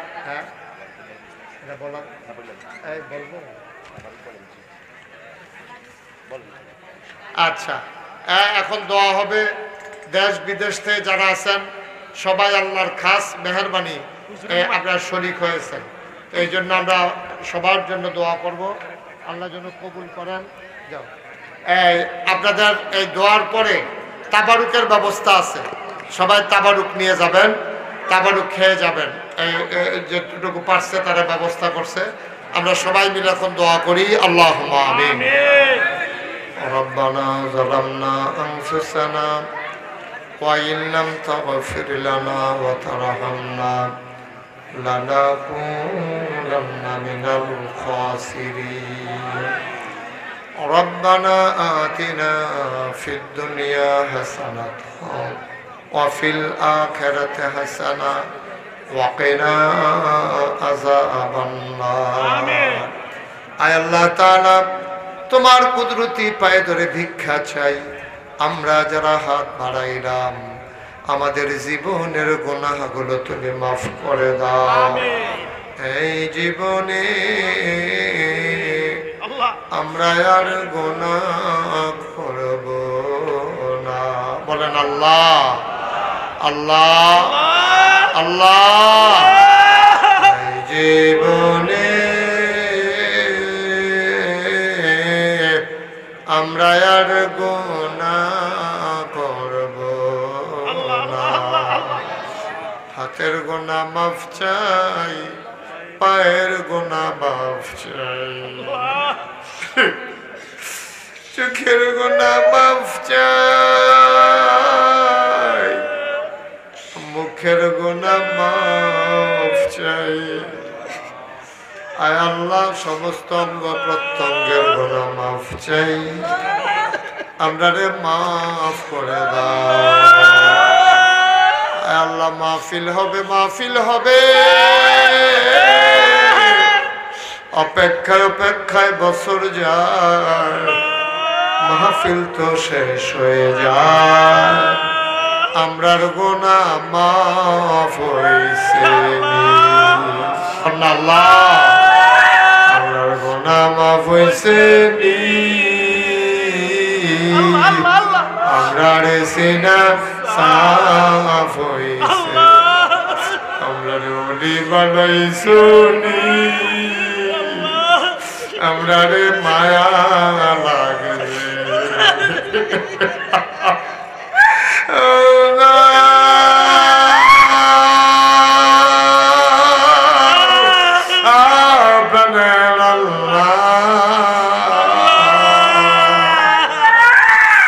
আমি জানি না কারাব্বানা, আমি জানি না কারাব্বানা। আব্বা আম্মা যাদের কবরে তুমি মাওলা, আব্বা আম্মার কবরে তুমি বাবুদার আযাব দিও না। মাফ চাই মাফ চাই মাফ চাই, তুমি মাফ করে দাও। আব্বা আম্মার কবরে আর আযাব দিও আল্লাহ আল্লাহ। আব্বা আম্মার কবরে আর আযাব দিও, দাদা দাদির কবরে আর আযাব দিও, নানা নানির কবরে আর আযাব দিও না। এই এলাকার কবরে আর আযাব দিও না। আয় আল্লাহ তাআলা, মাওলা রব্ব করিম, আয় আল্লাহ সবাইকে তুমি কবুল আর মঞ্জুর করে নাও। সবার মনের নেক আশা তুমি পূরণ করে দাও, যার যত ভাব আছে তুমি দূর করে দাও। আল্লাহ এই বাংলাদেশটারে তুমি হেফাজত করে রাখো, এর স্বাধীনতা সার্বভৌমত্ব তুমি রক্ষা করো আল্লাহ। ভাই ভাই ঠাই ঠাই হয়ে সবাই মিলেমিশে একসাথে চলার তৌফিক তুমি দান করে দাও আল্লাহ। আমাদের অন্তর থেকে হিংসা বিদ্বেষ তুমি দূর করে দাও আল্লাহ। আমাদের অন্তর থেকে হিংসা বিদ্বেষ তুমি দূর করে দাও আয় আল্লাহ। পরস্পর ভাই ভাই ঠাই ঠাই হয়ে মিলেমিশে চলার তৌফিক দান করে দাও। আমার মায়েরা বোনেরা আয় আল্লাহ, ঘরের কোণা থেকে যারা হাত বাড়িয়েছে আবেদা সালেহা জাহেদা বানাইয়া দাও আয় আল্লাহ তাআলা। মাওলা রব্বে করিম সবাইকে তুমি কবুল আর মঞ্জুর করো আয় আল্লাহ তাআলা। তোমার কুদরতি হাতে সফর্দ করে দিলাম, তুমি মাওলা সবার জামিনদার হয়ে যাও। আমার কলিজার টুকরা আমার আদরের শাহজাহান আল্লাহ তার এই এলাকার জন্য দিয়ে গেলাম মাওলা, সবাইকে নিয়ে কান্দা কান্দা দোয়া করার তৌফিক দান করে দাও আয় আল্লাহ। সবাই নিয়ে জিকির আজকার করার তৌফিক দান করে দাও, নিজেও যেন সঠিক পথে চলতে পারে, অন্য মানুষদেরকে যেন সঠিক পথে আনতে পারে সেই তৌফিক তুমি দান করে দাও আয় আল্লাহ তাআলা। মাওলা এই মানুষগুলো আমার মানুষ, এই বৃষ্টি বাদলার দিনে আয় আল্লাহ এই প্রচন্ড গরমের ভিতরে একটা মানুষ উঠে যায় না, চলে যায় না। কি মহব্বত, কি ভালোবাসা আল্লাহ। দুনিয়ার এই মহব্বতকে কিয়ামতের ময়দানে নাজাতের উসিলা বানাইয়া দাও আয় আল্লাহ। আমাদের জন্য এমন শাসক তুমি দিয়া দাও, এমন প্রেসিডেন্ট প্রধানমন্ত্রী তুমি দাও যাদের অন্তরে আল্লাহর ভয় থাকবে আল্লাহ, যারা আমাদেরকে আমানতদারির সাথে দেশ শাসন করবে, এমন এই রাষ্ট্র পরিচালনার দায়িত্ব তাদের হাতে তুমি দান করে দাও আয় আল্লাহ। ওলামায়ে কেরাম অনেকে হাত বাড়িয়ে দিয়েছে আল্লাহ, তাদেরকে সাহসিকতার সাথে হক কথাগুলো বলার তৌফিক দান করে দাও আয় আল্লাহ। মসজিদের মিম্বারগুলো, ওয়াজের মঞ্চগুলো আয় আল্লাহ তাআলা দ্বীনের হেদায়েতের জন্য, মানুষের হেদায়েতের জন্য দ্বীনের কথাগুলো, মূল কথাগুলো যেন বলতে পারে আল্লাহ, সেই তৌফিক দান করে দাও আয় আল্লাহ তাআলা। সকলের অন্তরে তুমি আল্লাহর ভয় পয়দা করে দাও, মানুষের ভয় থেকে আমাদেরকে হেফাজত করে রাখো আয় আল্লাহ। বাংলাদেশের পুলিশ বাহিনী, বাংলাদেশের সেনাবাহিনী, বাংলাদেশের র্যাব, আনসার, গোয়েন্দা বিভাগ সবাই যেন দেশপ্রেম নিয়ে কাজ করতে পারে সেই তৌফিক দান করে দাও। দেশের প্রতি আমাদের অন্তরেও ভালোবাসা পয়দা করে দাও আয় আল্লাহ তাআলা। আমার যে সমস্ত ছেলেরা এই দেশকে আয় আল্লাহ এই জঞ্জাল মুক্ত করতে গিয়ে, স্বাধীন করতে গিয়ে নতুন করে আবার জীবন বিলিয়ে দিয়েছে আল্লাহ, তুমি তাদেরকে শাহাদাতের দরজা দান করে দাও আল্লাহ। তুমি এই ছেলে মেয়ের আব্বা আম্মা গুলারে ধৈর্য ধরার তৌফিক দান করে দাও আল্লাহ, তুমি ধৈর্য ধরার তৌফিক দান করে দাও আয় আল্লাহ। যে স্বপ্ন নিয়ে তারা জীবন দিয়েছে, এই স্বপ্নের বাংলাদেশ গড়ার তৌফিক তুমি আমাদেরকে দান করে দাও আয় আল্লাহ তাআলা। এই প্রতি বছর সুন্দর করে যেন এই মাহফিলটা দাঁড় করানো যায় সেই তৌফিক তুমি দান করে দাও ইয়া রাব্বাল আলামিন। ও মাওলা রব্বে করিম, তুমি যেমন করে বৃষ্টি মুক্ত রাত দিয়েছো, সুন্দর আবহাওয়া দিয়েছো, শুকরিয়া এর ভাষা আমাদের জানা নাই মাওলা। মাওলা তুমি আমাদের প্রধান অতিথি সহ সভাপতি থেকে শুরু করে সবাইকে তুমি মাওলা কবুল আর মঞ্জুর করে দাও। আমাদের প্রধান অতিথি দোয়া চাই আব্বা আম্মার জন্য আল্লাহ। আব্বা আম্মার জীবনের গুনাহ তুমি মাফ করো, কামাই রোজগারের বেশি বেশি বরকত দাও, বেশি বেশি দিতে পারে দিনী প্রতিষ্ঠানে সেই যোগ্যতা তুমি দান করে দাও রব্বান। আর মুরব্বী যারা, তাদের দীর্ঘ দীর্ঘ নেক হায়াত দান করে দাও। কলিজার টুকরা যুবক যারা, দ্বীনের খাদেম হিসেবে কবুল আর মঞ্জুর করে নাও ইয়া রাব্বাল আলামিন। আয় আল্লাহ তাআলা মাওলা রব্বে করিম, আমি আসার পরে কত মানুষ দোয়া চেয়েছে, যত মানুষ দোয়া চাইছে আর যত মানুষ দোয়া চাইবে, সবগুলা হাত তুমি মাওলা কবুল আর মঞ্জুর করে নাও আয় আল্লাহ। একদল আলেম নাকি এমন আছে যাদের চেহারার দিকে তাকাইলে গোনা ঝরে ঝরে পড়ে যায়। আমি গুনাহগারের চেহারা এমন চেহারা বানাইছি গো আল্লাহ।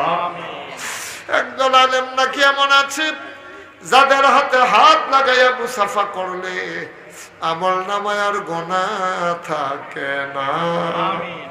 আমি গুনাহগারের হাত এমন হাত বানাইছুনি গো আল্লাহ। যত মানুষ দোয়া চাইছে, যত মানুষ দোয়া চাইবে, সবাইকে তুমি মাওলা কবুল আর মঞ্জুর করে নাও। আমার আদরের ইকরামুল হক মুরাদি, আমার আদরের কলিজার টুকরা আয় আল্লাহ ইব্রাহিম খলিল, আয় আল্লাহ আরো যারা হাজির হয়ে গেছে উলামায়ে কেরাম, এই মাহফিলের প্রিয় পরিচালক, আমার অত্যন্ত মহব্বতের, সবাইকে তুমি মাওলা কবুল আর মঞ্জুর করে নাও। আমিন আমিন আমিন ইয়া রাব্বাল আলামিন। আল্লাহ যারা বিদেশে পড়ে আছে সহি সালামতে রাখো। এই মাহফিলে যারা নানান ভাবে শরীক হয়েছে, আয় আল্লাহ তাদের এই শরীক হওয়া কিয়ামতের ময়দানে নাজাতের উসিলা বানাইয়া দিও। আয় আল্লাহ আরিফ, সাগর, দুলাল, তবে জামাল, আয় আল্লাহ সবাইকে তুমি কবুল আর মঞ্জুর করে নাও। আরো বেশি বেশি করে যেন দিতে পারে সেই তৌফিক দান করে দাও। আমিন আমিন আমিন ইয়া রাব্বাল আলামিন।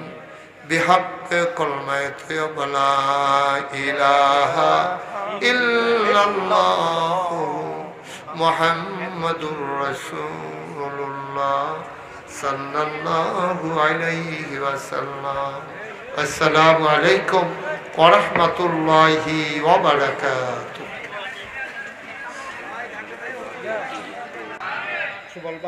আচ্ছা, আমরা এখন শেষের দিকে যাব। তার আগে আমার আদরের শাহজাহান, আপনারা যে এসেছেন আপনাদেরকে একটু ধন্যবাদ দেওয়া, একটু কথা বলা, তারপরে আমরা দোয়া করবো। একটা লোক উঠবেন না ইনশাআল্লাহ। বলো। আসসালামু আলাইকুম ওয়া রাহমাতুল্লাহি ওয়া বারাকাতুহু। আলহামদুলিল্লাহ, আমাদের পেশা হুজুর আমার জীবনের প্রথম পেছনদা। আমি রিক্সা চালান বয়স থেকে আমি একটা নিয়ত করেছি যে আমি পেশা হুজুরে আমি একটা গাড়ি কিনে, রিক্সা কিনে আমার পেশা হুজুরে আমি বসাবো। এই বসার থেকে আল্লাহর রহমতে ইনশাআল্লাহ এখন পেশা হুজুর আমি প্রতি বছর আল্লাহর রহমতে আমি এই মাহফিলটা আমার আব্বা আম্মার জন্য, আত্মীয় স্বজনের জন্য, সবার জন্য আমি দোয়া চাই। এলাকাবাসী, কবরবাসী, সবার এলাকাবাসী, অনেক ছেলেরা অনেক কষ্ট করেছে। আমার আগে বিদেশের পর থেকে অনেক পরিশ্রম করছে, এই ছেলেরা অনেক কষ্ট করছে। তবু আমি পেশা হুজুরের কাছে একটা দাবি, আমি একবারে গরিব মানুষ, হুজুরের জায়গায় আমি কুমিল্লা থাকি, রিক্সা চালাই। আলহামদুলিল্লাহ, আমার জীবনের প্রথম প্যাসেঞ্জার আমার পেশা। আপনাদের কাছে আমার একটা রিকোয়েস্ট, প্রতি বছর এই মাহফিলটা চাই, পেশা হুজুরে বলে আমরা খুশি সবার ইনশাআল্লাহ। আরেকটা কথা, আমাদের প্রধান অতিথি বাহরাইন আরেকজন আছে মোহাম্মদ দেলোয়ার, আমি একটা রিকোয়েস্ট করছি, ভাই আমি তো গরিব মানুষ, আনতে পারি না, একটা কিছু করা লাগবে। আলহামদুলিল্লাহ তারা দিয়েছে, আল্লাহর রহমতে আমাদের কোনো কালেকশন করা লাগবে না, আলহামদুলিল্লাহ হয়ে যাচ্ছে ইনশাআল্লাহ। তো পেশা হুজুর প্রত্যেক বছর আসবে, যেটুকু আমার সম্ভব এটুকু করবো ইনশাআল্লাহ। এই পেশা হুজুরের কাছে আত্মীয় স্বজন, বাবা মা, আত্মীয় স্বজন সবার জন্য দোয়া চাই। আল্লাহ যাতে এই মাহফিলটা প্রতি বছর এই ইচ্ছা কবুল করে, আল্লাহ যাতে আমাদের মনের আশাটা পুরো করে, আল্লাহ হাতে আমি সমর্থ করে দিচ্ছি এই মাহফিলটা, আল্লাহ তুমি কবুল করো। আমি বেশি কথা বলবো না। আসসালামু আলাইকুম ওয়া রাহমাতুল্লাহ। সেই সবাই পড়ি আলহামদুলিল্লাহ। আপনারা তো জানেন শাহজাহান আমার মুরিদ, আমি তারে মুআল্লিমের দায়িত্ব দিয়েছি। এখন আপনাদেরকে সহযোগিতা নিয়ে আসে সুন্দরভাবে চালাইতেছে, আমি খুব খুশি। সে সহজ সরল মানুষ, গরিব মানুষ, কিন্তু গরিব কি